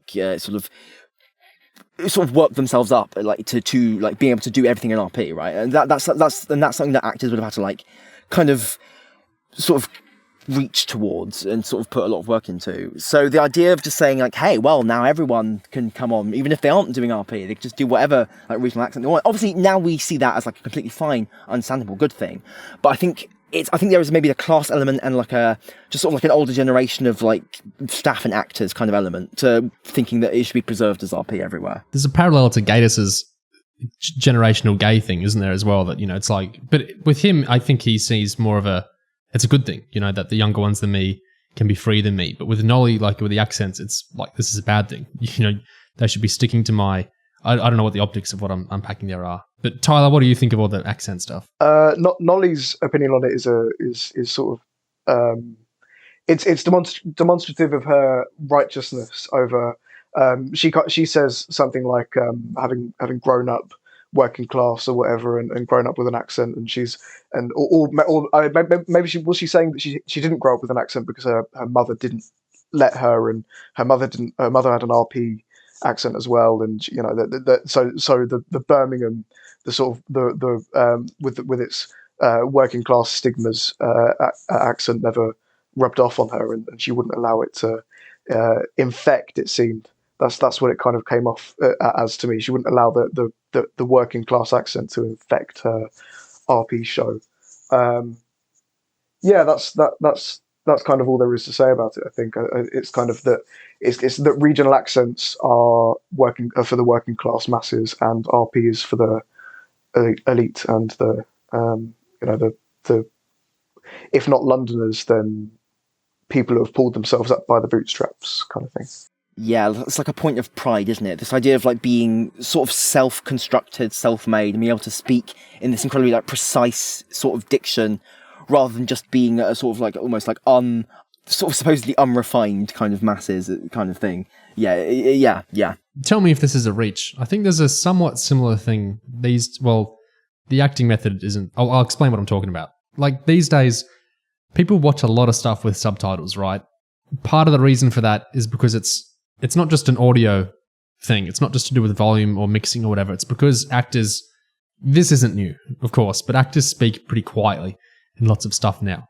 Because of, the technology of how we can do this and what directors and everyone are into now, they can mumble. Look at Tom Hardy performances. He can do that and people accept it. Lots of people I like it. He can mumble behind a mask and whatnot and do a very naturalistic, interesting performance in that, and people are into that. No one's going, what the holy fuck are you doing? No one can understand what you're saying. People aren't doing that so much. People roll with it a lot of the time, even if it means they have to turn the subtitles on or they have to go watch a movie in the cinema just to hear Bane's voice actually ring out loud enough or whatever. It interests me there that we've kind of moved so far away from... You go watch a movie from the 50s, the 60s, and it's so easy to understand. Everyone is speaking so... They're even projecting, subtly towards the mics, in a scene in the times, earlier on where there were less mics in a set and everything. There was such a focus on that.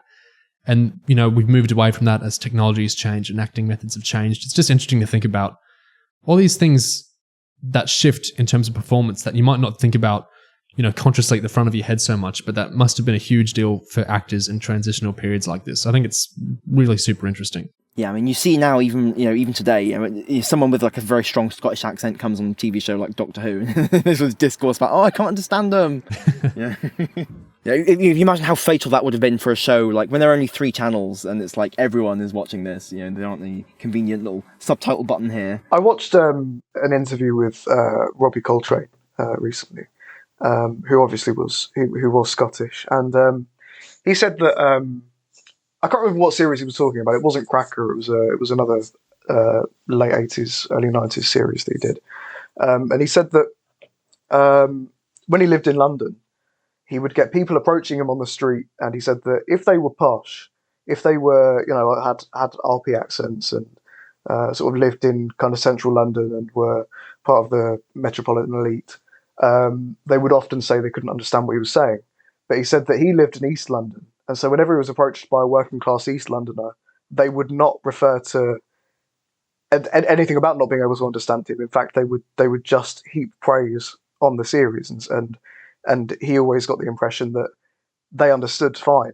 So it wasn't really about the fact that nobody understood, it was about the elitism, it was about the classism. I think my only thing is, in film and TV, I like anyone doing whatever. I can turn the subtitles on. You do whatever you want, and I'm happy for performances to be whatever. My only thing is, I listen to a lot of audio dramas, and so I'm good with British accents. I can understand, British accents fine, but I think that's the medium where you do need some kind of clarity, at least if not in terms of accents, at least in how you position yourself towards the mic. You can't go too crazy, I think, in an audio drama, because there's nothing else. All I've got is your voice. Anyway, there was something I wanted to ask Tyler specifically about this scene we're swirling around, the Jack explaining the firing to Nolly scene. And that is, am I reaching again if I say what he's talking about with the new, more effective boss coming in? Is this like a 80s corporatization kind of shift in the way business is done kind of thing? Do you see that kind of aspect to it as well? I did wonder. I don't know. I wish I could say I don't know, but I did wonder that. It does kind of feel like a transitional. Like a Thatcherite, things are changing. Red tape is being introduced. The way that we approach storytelling and TV and the TV industry and all industry, I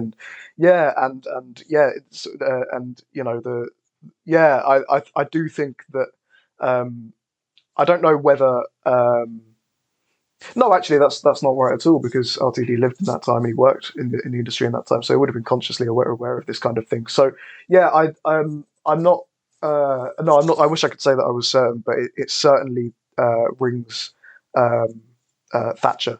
Yeah. What do you think, Gig? I think it's both sort of a vague sign of like an impending kind of managerial like overreach and like complete domination that's kind of about to come over the horizon, but also nonetheless, in the same sense as that is, it's like almost like the conservatism of the older era just kind of reasserting itself, because Nolly was sort of like an outlier in terms of being this trailblazer who was basically among all the cigar smoking men actually like producing like her own show and like doing all sorts of things. So in the sense that the men kind of claw back that kind of authority over her by just being able to just kick her out of the show that she was like the bones of, and just kick her out of the whole thing. I think it's almost like, in the same sense that kind of the Thatcherite turn is in a sense a reclamation of power. I think it is that it's both of those things. It's both the past coming back and also like a horrible future kind of over the horizon. The final bow aspect of the show is interesting, because I think that's actually a weird concept that I think deserves some interrogation. So Nolly is long dead. We're not getting theological here, but she's gone. What do you guys think of the idea of like a final tip of the hat or a final bow? Like Russell has said in various places, I hope we've made the show to give Noele Gordon some status again, to reintroduce her to the public and say, well done, Nolly. He said we have brought her back for a final bow she never had in a way. He said that he hopes the show can be her final bow and be a way to give her some status again. He's talked about the show as a send-off for the real Noele Gordon. What do you think of all this posthumous final bow stuff? I think for a tribute like this to land, you have to rely on something that you probably ought not rely on, which is the general viewer's ability to separate the fictionalized version of that person from the real person. I mean, and the reason I say that is that, you know, you look at The Crown and the debate around should we have the tagline, this is a fictionalized version of events and characters or not, and should you rely on people's understanding that it's fiction?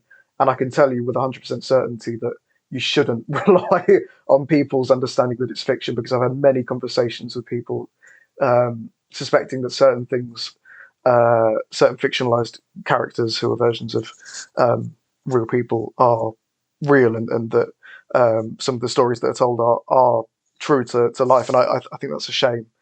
I don't think that should stop you.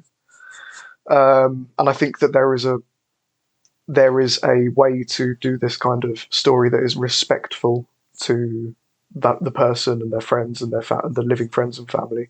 And I think that's what Nolly is. I do think it's a nice, respectful tribute. I do think that it's fictionalized enough that the majority of viewers and people who maybe knew her or knew Crossroads a bit better will be able to recognize the fictionalized aspects of it. I think it's something that a writer and an actor should tread carefully around in general, but I don't think that means that it shouldn't happen. I'm glad it does, and I'm glad that this happened, and I think that Russell T Davies and Helena Bonham Carter did tread carefully and did some offered a nice. It's quite ominous. What could have went wrong? Offered a nice tribute to, as you say, a long dead person who probably does deserve some more recognition than. I think what stuff like this ends up being is inevitably a tribute to how this person's remembered and how the creators and the people around this person kind of remember them and like think of them more than it is like a testament to the actual like real life person. Because obviously, no, Noele Gordon can't contribute to this. She and in the sense, this fictional version of her is not going to be like accurate or anything. And I think there is a certain self-congratulatory element to it. In sort of looking at the creator's ability to pay tribute to this figure with their own imagination and creativity, rather than an actual real direct assessment of what she was really thinking or whatever. It's more like, what does RTD imagine her to have been thinking and doing at very specific times? So I think the phrasing of stuff like, we've given her a final bow or whatever, I think it's a bit strange, but I don't think it's some huge issue, because I think what is actually, it's more that act of kind of putting forth your own kind of cultural memory of this person is, in a way, that's doing what RTD wants it to do, in the sense of giving her creating more awareness of her, like more exposure to like kind of what kind of story she had, kind of what kind of life she went through. Like, you're doing that is a tangible thing that you're doing. So I think you don't really need to make it out to be, we have literally brought her back to life to give one final bow or whatever. I that's kind of like a vague, kind of wishy-washy thing that people like to think about with like biopics and stuff. But I think more tangibly, I think it's a very good sort of tribute, just in the sense of just giving her story and her life and her reputation some respect. Like, rather, you don't need to literally try and bring someone, like, literally, like, honest to God, like, resurrect someone's memory in a thing, because you can't ever really do that. But you can give a tribute to how you remember a person. I think that is quite a good thing to do in itself. At first glance, what I'm about to say might sound insulting to RTD, but I do think it's a compliment. I am more interested in the real Noele Gordon than RTD's Noele Gordon, and I think that's I think that's something that is important to achieve in a series like this, in tribute, and it's something that I think RTD did achieve. I'm now very interested in Crossroads, and I'm interested in Noele Gordon more so than I'm interested in Nolly. Also, RTD is an atheist, just to frame all that. I just feel like that's kind of relevant with those discussions. Well, maybe I felt like the final scenes in kind of how RTD approaches the fact that she was about to pass away of cancer, and kind of has that whole montage where she's sort of like, she's doing her return on Crossroads, but we cut away to all her thinking of all these things, like her having cancer, and then a flash forward to like Tony walking out of the hospital and sobbing because it's implied that just off screen she's like dead or something in there.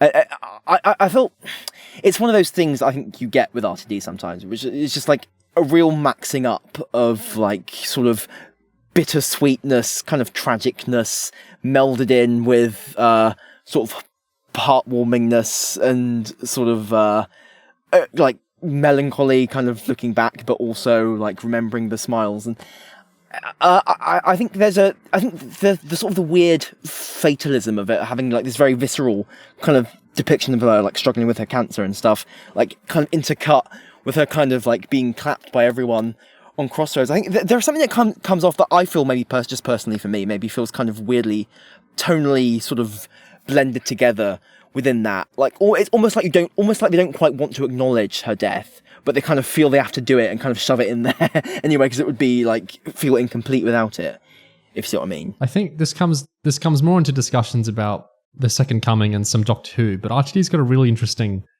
he's an atheist, but he has a really interesting interest in certain like religious ideas and afterlife ideas, and I think it puts these weird blends of attitudes towards the afterlife and legacy and stuff in his show sometimes. Speaking of memorable legacies, there's a bit of RTD's Nolly interview in the Times, which I have to read to you two specifically. So RTD says, "I've been fascinated with Nolly's story for years. I love watching soap operas. I feel like one of soap's last viewers.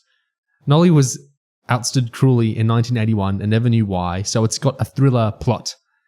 It's the story of a woman being treated badly by men. It's not a metaphor, but life just keeps on verifying the story.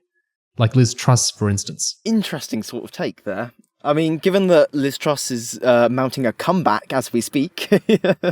Yeah, I need a moment to think about it. I would love to pick RTD's brain about why he mentioned it right there. I think that there are numerous readings you could put on the story of Liz Truss. I don't know if... I mean, well... Because in a way, like, she was... What does Gator say? Gator says, "The Tory party are the worst. It never ceased to bother me that if Theresa May, bless her, had moved into Downing Street with a toy boy lover, having left her husband while he was having chemotherapy, and refused to say how many children she had, she would have been booted out." Gatus's irritation teeters on the brink of anger. Back to quoting Gatus. But Boris Johnson was nodded through. Yeah, like, sort of, I suppose. You can sort of see, like, I mean, the double standards obviously exist, and not just the Tory party, but also the Tory base, the kind of crazy-ass fanatic Tory members who sort of vote through new leaders and shit. Like, obviously, they're going to have biases, but nonetheless, like, Truss herself, in a sense, she only really won because she was sort of representing continuity Borisism in a way. So yeah, like, she got ousted by like a bunch of men, but also she sort of got put there by a bunch of men, and it's like I think it just gets a bit trivial when it comes to shit like Tory prime ministers, because it's so. I mean, it's like if your version of if your go-to reference for a woman being ousted by men is like as a fucking prime minister, it's like, come on, like, what level of reality are you perceiving things on? I'm immensely disturbed by Theresa May (brackets bless her), Liz Truss bless her. I don't have an awful lot to say about it. Yeah, it's that classic presentation.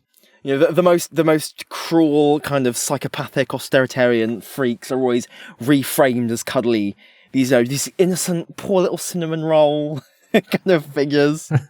I think it's just the nature of both the media and the country, and kind of the figures who populate the media, kind of have this lovey-dovey relationship with the whole political class. And I think the seriousness does not quite penetrate through, does it? Unless it's someone so brazenly corrupt like Boris, for example, or Trump. You don't think Truss is one of those relatable queens who lost their crowns? But, I mean, yeah, I would watch a docudrama about Liz Truss. I think stuff like her day collar, I think, is all terribly fascinating. But I don't know if I would put it quite like that. Look, there is at the end of the day,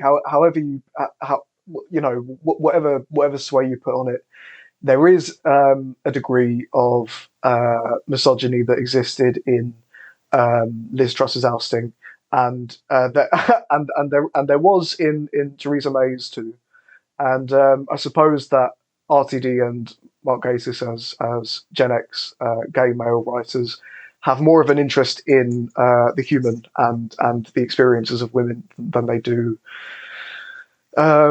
their political failings and their political the problems, and I think also, I suppose, while we're being relatively frank, I have to say that these men are rich, and they may be left wing, but they don't. But they don't. How could you say that? They might like to.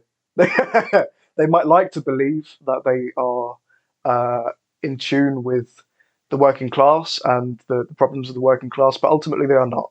And it doesn't surprise me, I suppose, that they're more invested in the was Liz Truss ousted because the Tory party is sexist than was Liz Truss all of the things that I won't say about Liz Truss. Don't you think she looks tired? Yeah. Well, there's some other Gatiss and Davies bro stuff that's interesting. In this Times article, it talks about how Gatiss and Davies, as both relied on TV almost as their best friend while growing up and discovering their sexuality in the distinctly less gay-friendly 1970s. When I started at university, the other students were all down the pub, Gatiss recalls. They'd ask me, I would say, I can't. I've got to watch The Singing Detective. Then it talks about how Gatiss rose up through the League of Gentlemen comedy before eventually... Well, what did he get successful with? Doctor Who and Sherlock and Dracula, with the very heterosexual man Stephen Moffat as his partner there. RTD rose via children's TV and soap operas, yet despite his success couldn't tell his teacher father that he was a writer.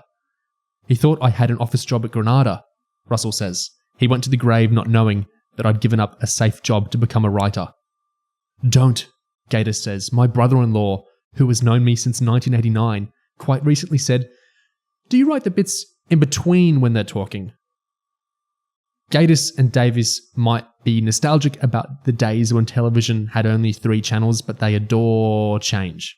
Really interesting anecdote about RTD almost sort of being like in a double closet, like keeping his identity as a writer secret, like sort of like as a completely separate thing. That's really fascinating. I think the inherent kind of way in which TV and entertainment media become sort of like a refuge for people who are excluded from, like, the social community or whatever, for whatever reason. I think that's extremely very true. That continues to this day, I think. Even in this new era of, like, everything's on streaming and shit, I think you still see the way in which fandoms become quite queer-driven spaces, just to as a way of just kind of, like, accommodating people who are kind of, who just don't or can't, for whatever reason, like, have that kind of, like, easy, extroverted, like, with the lads sort of, like, experience. Gatiss also says it's a queen loses her throne story for the rest of the world, but for the UK it's terribly symbolic. Everything in TV was changing, just like now.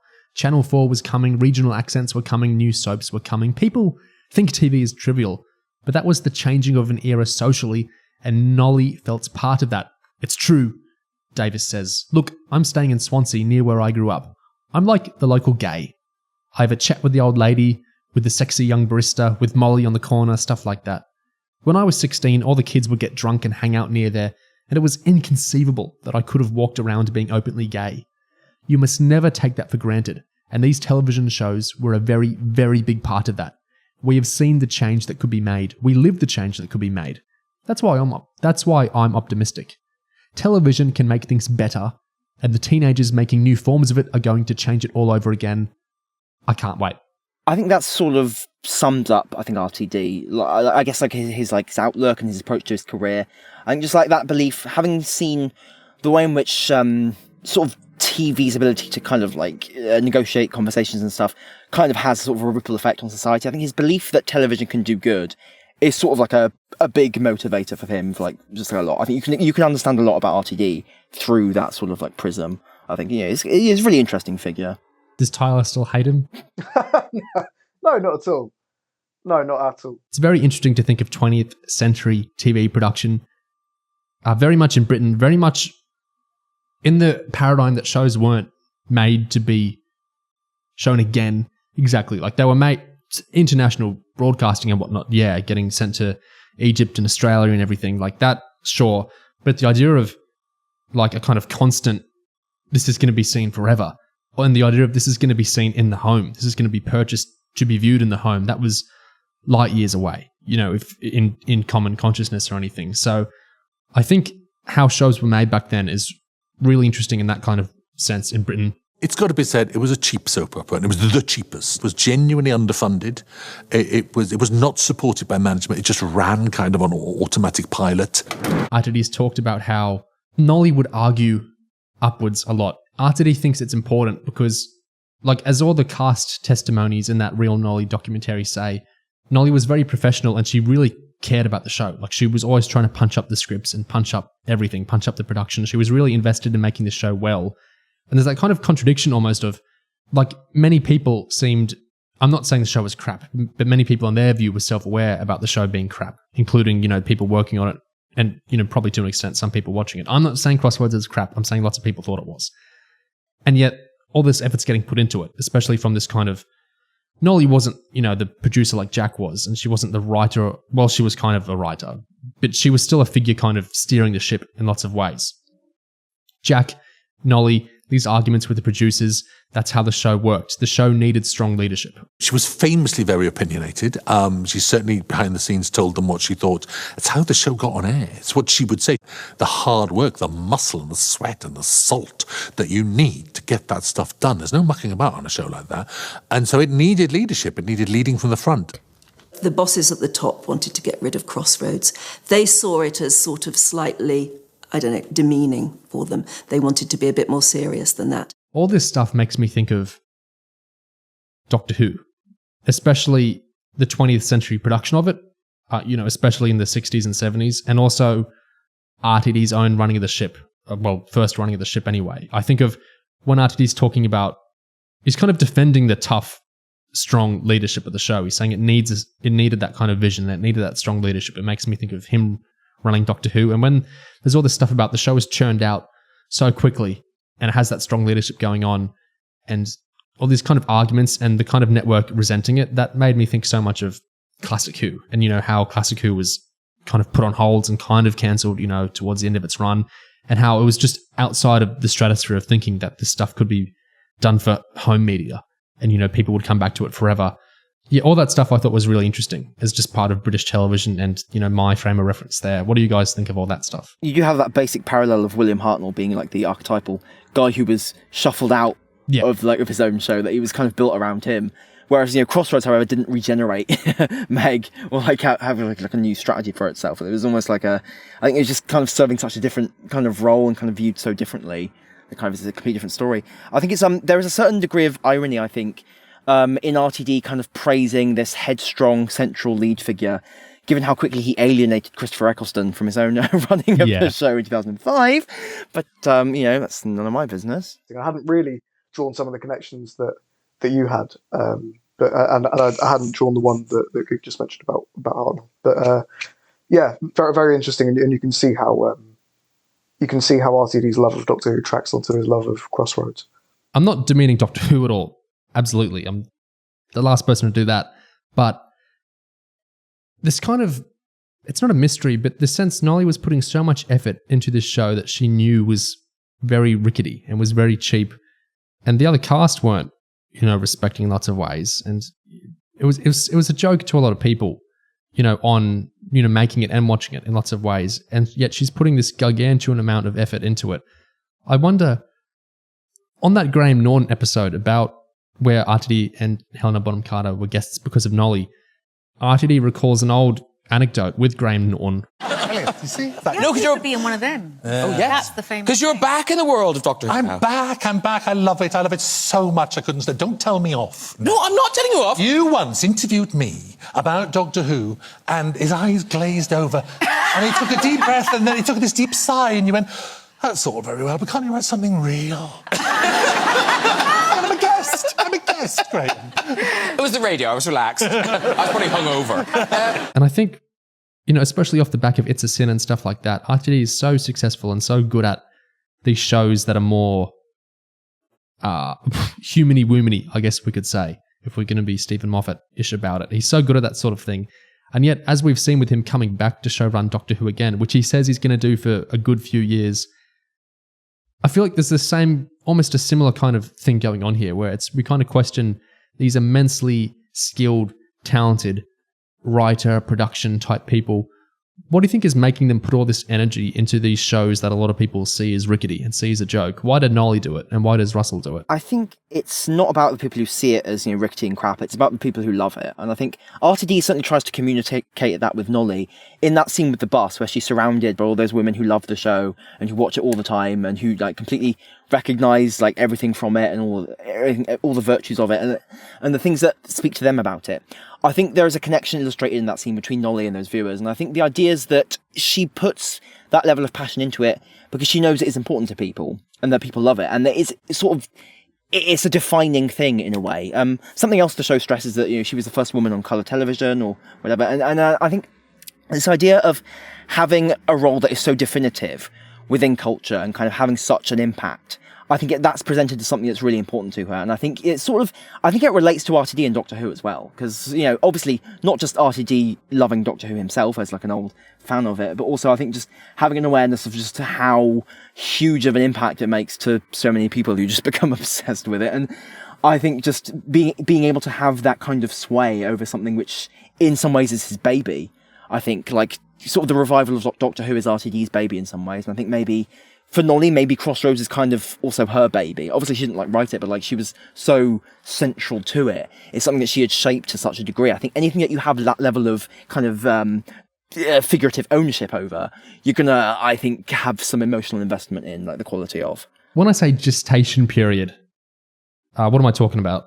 Basically, the time between having an idea and it being realised as a finished TV show, is that sort of thing? RTD is really long ones. His gestation periods are long indeed. He gestates for a long time.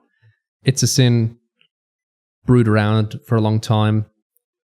Queer as Folk brewed around for a long time. Obviously, Doctor Who, as with any Doctor Who fan, it brewed around since he was a fan, how he would do it. He actually says, when I finally got into Crossroads, it was like an act of revenge. Punching the air, finally got to do it. Writing is revenge. Discuss. The more you think about that, the more interesting it gets. You write Queer as Folk because you're fed up with every version of a gay man on television. You write Doctor Who because you think it's never been done properly.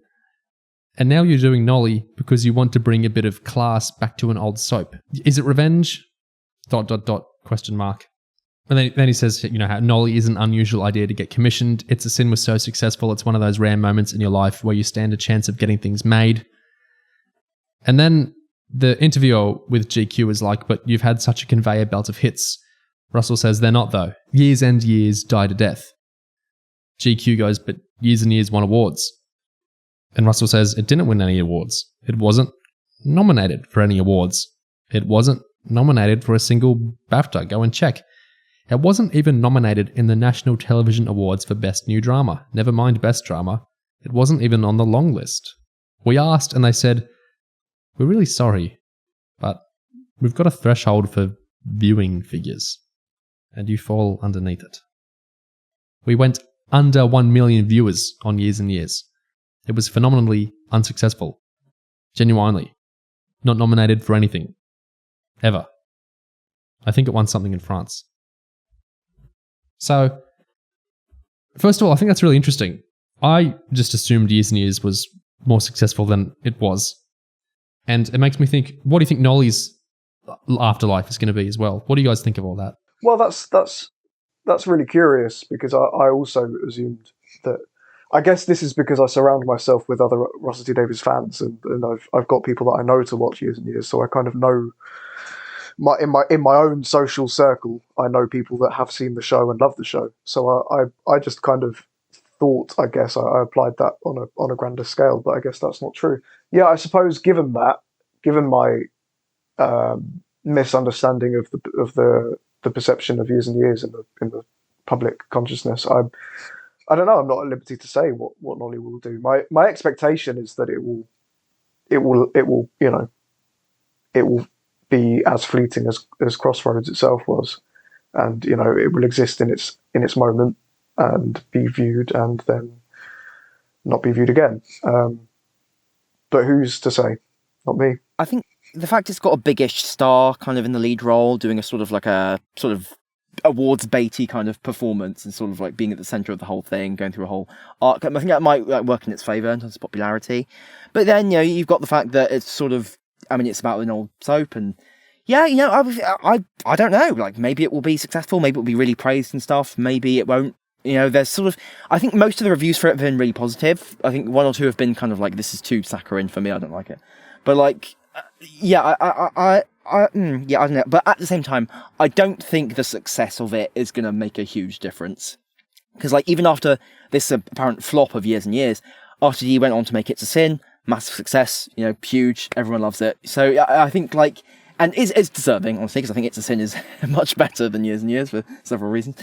I think, and obviously, regardless, RTD is now locked into the whole Disney Plus future with the Doctor Who empire. So it's not. I don't think it's going to be a huge impact on his career one way or the other. I think this is something he did as a passion project. He's got it out there. It's done. I think he's satisfied with it, and I think there's no reason for him not to be. Here's a little bit more in that interview about the success or failure of his TV shows, and he talks about my favourite show of his, and I think Gig's favourite show of his, Cucumber. So GQ asks, they say, I think what you've done very successfully then is you've cultivated a very specific and loyal audience demographic in the UK. Sidebar, what demographic is he talking about? What do you think? I don't know, Davies fans. It's not necessarily like gay people or whatever. I think it's just like the conglomerate of... It's gay people is who GQ are talking about. They say, we gays watch all your stuff, queer as folk, It's a Sin, Cucumber. And Russell says, and we're chatty. But Cucumber was a disaster. The viewing figures were absolutely disastrous. That was well under 1 million. 800,000 an episode, thereabouts. Terrible figures. And Cucumber was 3 shows. This is me talking now, not Russell. I wonder how many did Banana, which was, I think, super fantastic as well, the kind of side show of it. How many viewers did that get? Let alone the web show, Tofu. What a shame. I think it's his best work. Yeah, it's tough. I think it's just... Maybe the whole sort of loyal sort of audience that's being talked about there isn't very large. Maybe that might be the issue here. The gay British Davies fans. Yeah, with the sort of element of the TV geek who are interested in these sort of slightly campy dramas about sort of gay people and stuff and nostalgic cult figures. It's a great fan base and it's a loud one, but I guess he'd like it larger. Maybe after It's a Sin, it will have largened wholesale. That would be good. Yeah, I love It's a Sin. But the form, I think, of Cucumber was really special as well. It makes me wish that TV shows would get reissues like albums do, or remasters like movies do. Like, hey, let's bring Cucumber back. Let's give everyone a second chance to see what they missed. Anyway, the other little bit from that interview I think is interesting. GQ says, you have such an affection, real reverence for the soap as a genre. I'm curious about why. And Russell says, oh, absolutely. I love them. And I think the world is changing now. It's part of the reason I was interested to write Nolly. As they say in episode 2, the events of her sacking are 6 months after Who Shot JR. And that's when all the soaps became supercharged. It's a fascinating period. That's when you had, I'm not sure about the dates, very soon afterwards, Ken and Deirdre and Mike Baldwin in Coronation Street when they started taking all the front page headlines. That lasted about 20 years. It's gone now. The decline of the soap is equally fascinating. Who has a conversation about soaps anymore? It's so gorgeously audacious of RTD to write this show about this 60-odd-year-old soap opera star from the 80s as if she's Marilyn Monroe. And it's so stunning. It's so Russell T Davies, and it is for all the faults that I've picked out with it. I think it is a beautiful moment in TV, and I greatly respect everything that it has done and tries to do. It's really intriguingly positioned in light of what he says about the soap being in decline now. In a sense, almost like the show Nolly is sort of like not necessarily a monument to the genre itself, but almost like a prefiguring of sort of a mini decline happening decades before, the actual full decline of the wider genre. But almost maybe maybe this was step 1 in this slow process. The idea that such a huge star could just be sort of sacked and forgotten. Maybe that was kind of an early symptom of what ultimately led to the media just changing in such a way where everything became so ephemeral and the soaps just went. Poof. He said elsewhere that business is starting to take over in 1981 in the entertainment world and rules the roost throughout the 80s, and people suffer as a result, which kind of connects onto the corporatization stuff we were talking about earlier. But I wonder if it connects to this kind of soap shift stuff as well. It's interesting to think about. What would you say has replaced soaps? I mean, maybe Neo wouldn't be able to answer this because he's not British or whatever. But like, I just wonder, like, in terms of what people talk about now, like instead, whereas in the past they might have talked about soaps. What's replaced it? I mean, social media shit, or like political controversies, or what? Like, I think it depends. I think what social media has done is divided us into sects of people that talk about various stuff, rather than as a collective in Britain up to maybe sort of 2005-ish. The only thing you could really talk about was the magazines, the soaps, the celebrity scandals. And now there are people that still do that, and there are also people that talk about the political scandals, and there are also people that talk about US political scandals, and there are also different people who talk about, I don't know, Doctor Who, K-pop, and there are so many different divisions of people, and sometimes those things intersect. But I don't think there's one homogenous central, like a cultural centerpiece, like something like Coronation Street or EastEnders was up to not very long ago. Yeah, I think that's accurate. I think it has basically just segmented everyone off, so it's dissolved the idea of a monoculture into just infinite, like, fractal sort of subcultures. Speaking of what do the general public speak about? I did notice that RTD couldn't help himself but include the term Meg's exit in Nolly. This kind of connects to the Doctor Who-iness stuff we were talking about. Russell says, I used to work at Granada where they made Coronation Street, and that company was immensely proud of Coronation Street. But at ATV, Crossroads was treated like a little accident in the back cupboard that just kept rumbling on. And that resulted famously in moments on screen where the sets would wobble and microphones would fall into shot, and that's the conditions created by ATV under which they had to make it. So I love those people for soldiering on, and I think there's a real bravery to them, and I'm glad to pay tribute to them in this. I've heard so many classic Doctor Who actors talk about that, that kind of thing. The TARDIS set was wobbling and, shit was going wrong on screen, and on we soldiered. Yeah, and the BBC paid us no attention. Yeah, exactly. BBC disliked us. Maybe in some senses, it's like missing the point to treat Crossroads and Nolly in this sense as like a metonym for the soap genre. Whereas in this case, what is really specific about it being Crossroads rather than Coronation Street is that it was almost like the underdog show. Like in terms of the amount of respect and love it was getting from like the people producing it, and like the just in terms of its cultural position. And there's a sense of an antagonism between it and Coronation Street that we see in the show, like throughout Nolly. The idea that it's sort of like the stepchild, the one that's just sort of not really, it's always being seen as lesser than it could be, but nonetheless, in that sense of being in the abject position, nonetheless leads to people having to work overtime to kind of people nonetheless pouring their love into it, even if that is like almost a futile process, and leads to them being sacked publicly in a very horrible way. Russell gets asked outright, what's the resonances with the 80s and the world today with the show? And he says, I think the role of woman at work hasn't changed one speck. I think the way she's treated with indifference and even callousness, it still happens.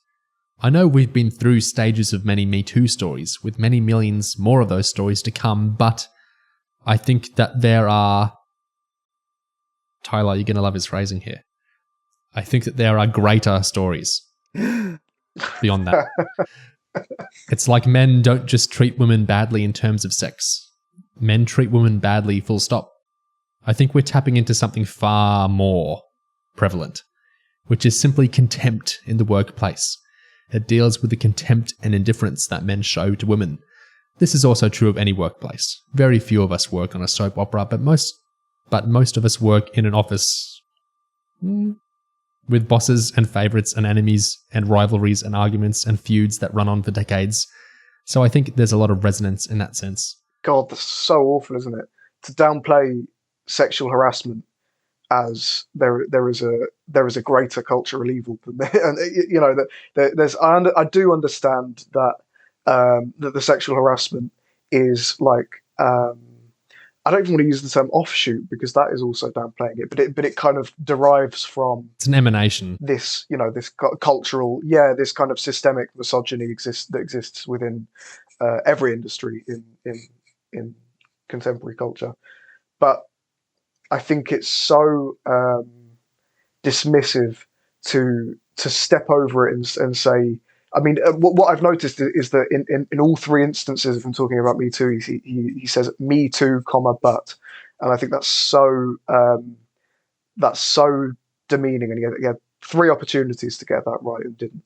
I think that's terrible. Yes, it's like he's hyping up Me Too 2, Me Too .2. Yeah. It's so very typical of RTD to kind of not glamorize, to kind of melodramatize a big cultural and political significant problem, and it doesn't surprise me that he talks in the terms that he does. He's so kind of overwrought in a lot of his explanations of certain things. I think of the jokers and the tricksters and the clowns. I think of what he said recently about they will condemn us with their condescension, I think was he said. Their condescension. They will condemn us with their condescension. It's he's this is what he does, and I have no issue with that necessarily, but I do take issue with him downplaying other scandals and systemic societal problems to say that this systemic societal problem takes precedence, which is truly awful, especially coming from, as we've said many times now, coming from a middle-aged man. Very clear that violence is the violent manifestation of misogyny. Like, that's very self-evident that the most violent strand of it is literal violence, which is the explication of it. So I do think it's just like, I'm not actually reading into him saying greater stories. I don't think when he says greater, I think he means beyond. I don't think he means more important, but yes, yeah. It's still clumsy wording. Yeah, of course. Fundamentally, it's all one problem, and after he's talking about it, sort of like there's the next step, whereas in fact, it's all one step. Really. He's rushing to clarify this isn't a story about sexual violence, but I think he's doing it in a bit of a clumsy way, basically. I still think that's quite. I think that's a bit too forgiving, especially given that you've now given three examples of his misstepping of quotes about Me Too. It's that it wasn't just once and it wasn't just twice. It was three times he did Me Too, but and I think that's I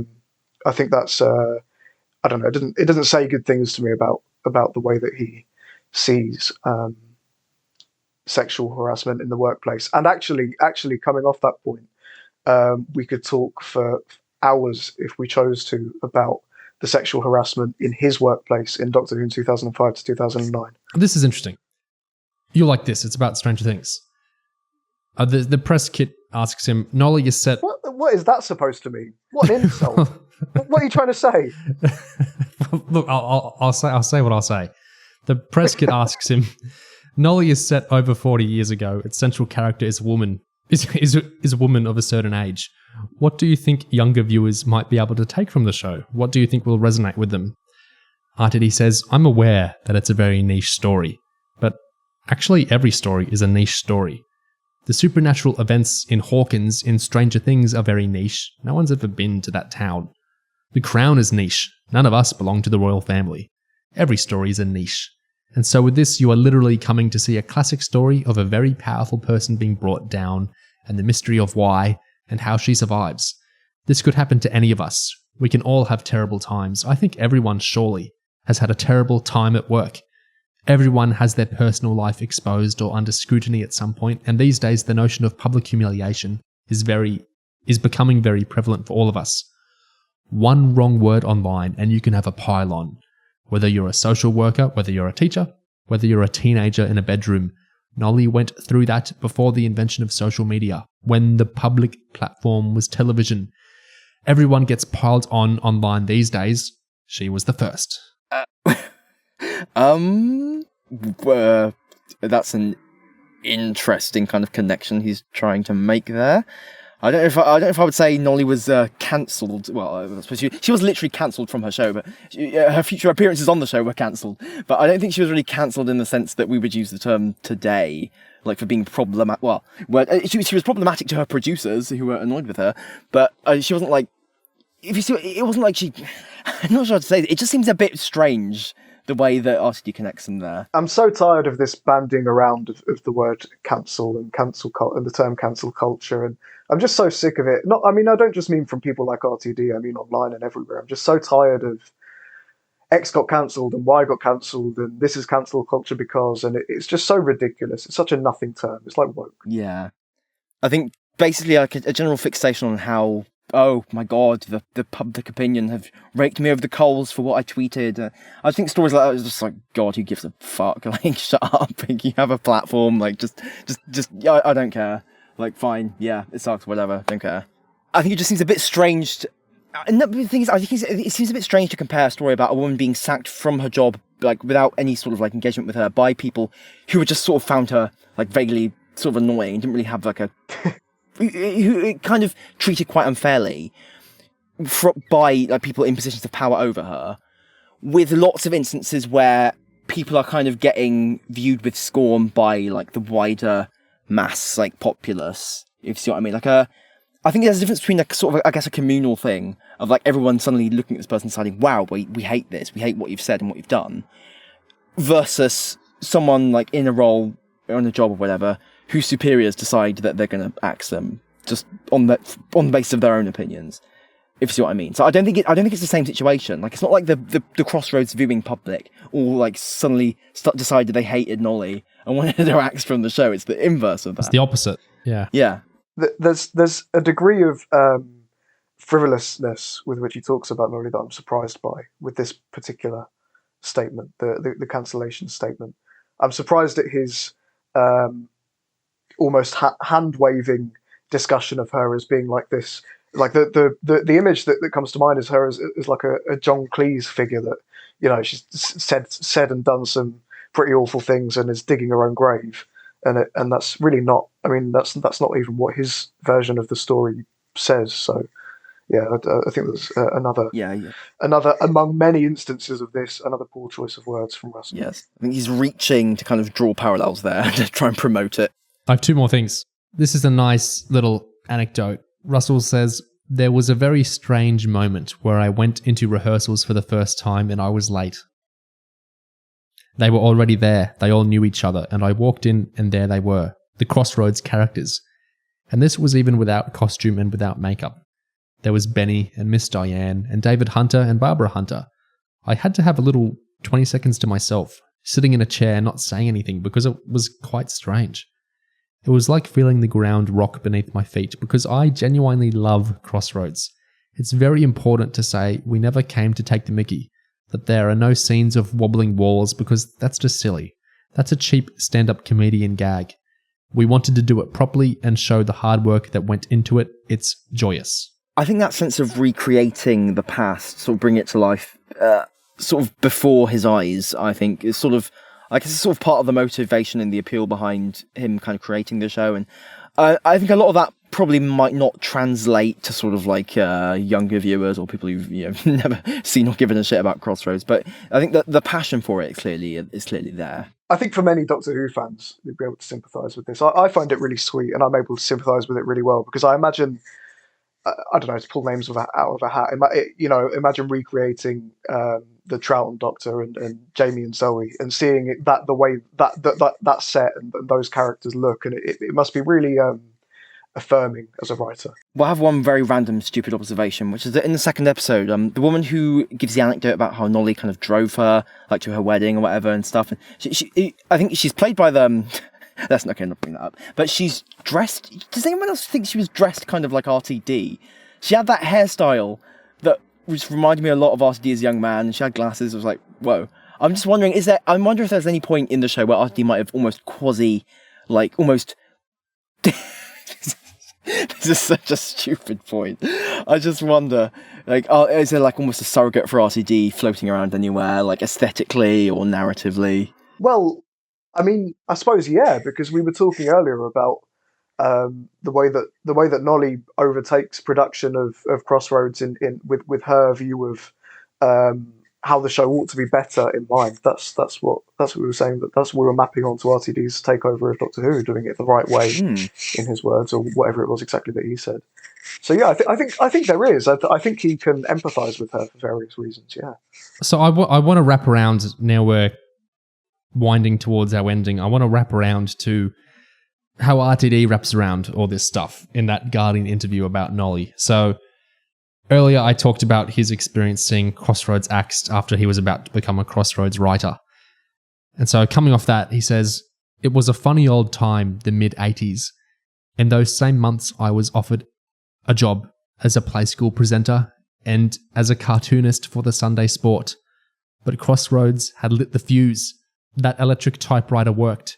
Inventing scenes and giving imaginary people things to say. Yes, that was the life for me. I stayed in soaps a long time, first in children's TV, working on Paul Abbott and Kay Mellor's Children's Ward, then inventing my own shows in Granada Television's magnificent entertainment department, whose leader, David Lidderman, sought to fill every spare slot in the schedule with a soap. I created Revelations, the story of an adulterous bishop with Judy Lowe on splendid form as the murdering wife. Shakespeare on a micro-budget, said The Independent. Spring Hill, the story of the Antichrist born on a Liverpool estate. I'm not making this up, except we were making it up, day after day. After day. I loved it and then I moved on. I got tired of my overwrought soap voice. In a soap, everyone says what they're thinking. In life, no one says what they really think, and that began to interest me more. So I wrote Queer as Folk and changed my life again. But to this day, I still watch the soaps. It feels more lonely now. My friend Phil's mum died last year, and I felt like soap viewership had been reduced to one, me. But the things I once loved are still loved, and maybe writing Nolly was a chance for me to remember those golden days and to say thank you. It's an ephemeral thing to love, a soap. It's easy to say you're a fan of a football team, or a singer, or a fantasy franchise. And I'm very much aware that 2 years ago I wrote an article for The Observer describing my life in relation to the rise of HIV and AIDS in the 1980s. That subject is vast and full of anger. Crossroads cannot bear the weight of comparison. And yet, in my memory, those things are bound together as one. In the autumn of 1981, boys like Richie Tozer from It's a Sin headed off to London, walking blindly into disaster, while Noele Gordon was recording her final scenes in Birmingham in the exact same months. Both of those things happened. Both are true. Both are me. In the end, in defense of these lovely, silly, brilliant, vital TV shows, I have to quote my own script because I gave the final line to Noele Gordon. In episode 3, a man says to her that he watches TV only for the news and the wildlife. Well then, says Nolly, you're a fucking idiot. Any thoughts on all that? RTD tying his career progress into soaps and Crossroads and whatnot, all that stuff? His take on TV is always so endearing and heartening to hear, and I do like I do like the fact that RTD is kind of like this Shakespearean anthropologist, dramatist, kind of, in the sense that he's really invested in what makes humans human and what makes like how do people think psychologically and I mean even applying that to his own life. I really loved. I loved hearing him say that in his experience, because this is just how life is, the AIDS crisis was coupled with his love of Crossroads because those two things happened at the same time, and that's what being a human is like. You're not defined by the major thing. You're defined by all of these things happening at the same time. And his approach to TV in all of its formats is. It's like I say, it's very endearing. I've always liked about RTD that he's very clearly got a genuine love of the soaps, and he will derive storytelling styles and dialogue styles from soaps. And the other thing I really love is that he's no elitist. Yeah, he's no elitist about children's TV series. Yeah, in the way that lots of other TV writers are, and kind of almost understandably are, because because of the way that children's media is perceived. But RTD is capable of very distinctly adoring TV in all of its forms, and and Yes. being an advocator for good TV at all levels, and I really respect that. He mentioned there how I think a friend's mum died, and he feels like the last soap viewer is something he said. He feels like the viewership has declined, and he feels sort of a loneliness into still watching it. I kind of get that as a soap viewer. I do have that feeling as well sometimes, where I feel like there's nobody to talk to about EastEnders, but I trudge along with it. It's interesting that he connects that to people dying, because it's almost like not just the soaps becoming less popular as media changes, but also the people who were kind of in that era and remember that era slowly kind of disappearing and kind of dying away and going, themselves. Kind of, so there is a sense of it almost being a slow generational loss, as well as just not just a change of how TV works, but also just a sense of that whole period of culture and time kind of going away and disappearing. So there's a sense of mourning and sort of almost grief to it, I think, just kind of slowly watching it decline.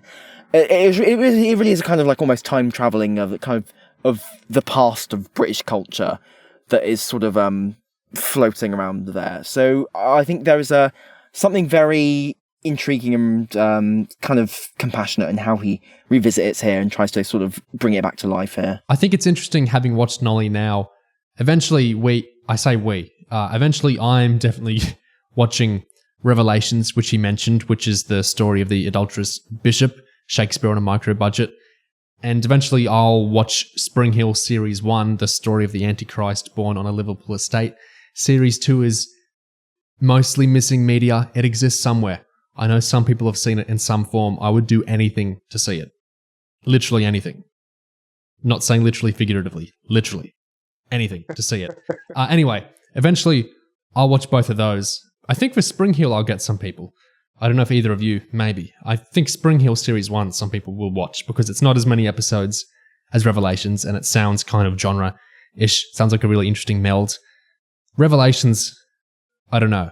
That might be a tougher nut to crack. I'll watch them in any case. Probably 2023, if not 2024.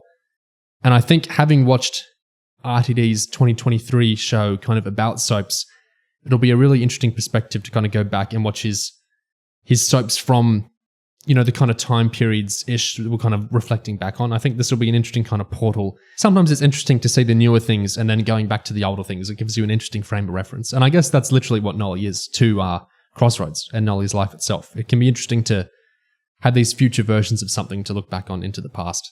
I mean, I watched some episodes of Crossroads. I don't know about you two, but after watching Nolly, I checked out some I could find online. I watched the one where there was the fire and Nolly left the motel. So it has that effect. Did you enjoy it? It was pretty interesting.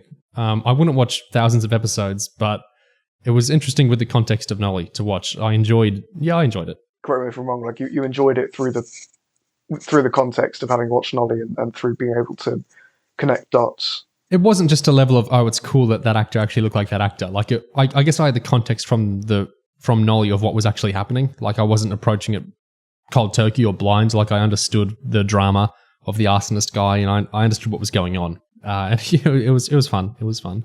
I'm kind of curious about how accessible is it in terms of watching like the old episodes? Like where would it be sort of, is it the sort of thing where you can't say where you found it or? No, I mean, I just Googled around and it seems pretty uncategorized, a lot of the episodes. But I know that recently Network came out with a big Nolly like box set of Crossroads, like episodes from like her era of the show. And then I think the Venice episodes as well. I assume to tie into Nolly and everything. I know that was a big expensive home media box set from them. So I guess there's that kind of approachable way if you want to see actually good quality versions. But there's also a ton of like, I think people uploading their own VHS rips, which is what I watched just on somewhere online, people uploading their dodgy VHS rips of old episodes. But it's very uncategorized. It's not like regular shows where you can just go like season 5, episode 13, because this is so huge. It seems more separated by years because the episode numbers get into, insane amounts and everything. So I assume currently running soaps are easier to get into in some ways, but even then they're so big that I don't know how you'd go about cracking a soap besides just starting, from the day you sit down and start watching it now. Yeah, you often see them episodes titled by the date that they aired rather than like a thematic title or anything like that. I did love that that we open with. It was something ridiculous, like episode 3550, or something just to demonstrate how long this series had been running. But it was like an enormous number. I would just like to ask, Tyler talked about this earlier, really. So I guess I'll ask you, Gig, would you recommend the show to other people? And if so, how? I think I would probably recommend it to people. I say people who like just short dramas about show business, I guess. I think just generally. I think if you I think that plenty of people kind of have a vague interest in like showbiz stuff and like behind the scenes kind of drama with actors and their trials and tribulations and producers and all sorts of things. There's plenty of fiction and media and drama and musicals about that sort of thing and films. And I think anyone with that sort of interest is, worth checking out. Yeah, why not? Yeah. I think if you like Russell T Davies or Helena Bonham Carter or British soaps, absolutely it's worth watching. If you don't like any of those, read up on it a bit beforehand. Yeah, before plunging in. Yeah, and that probably wraps up our discussion of Nolly then. Please let us know what you thought of the show or anything else we talked about here. Things Russell T Davies had to say or Mark Gatiss had to say, people involved with the show, stuff to do with soaps and TV and everything else we talked about, or things we didn't touch on as well. Let us know anything you have to say about all that. And again, as always, thank you very much for listening indeed. Cheers.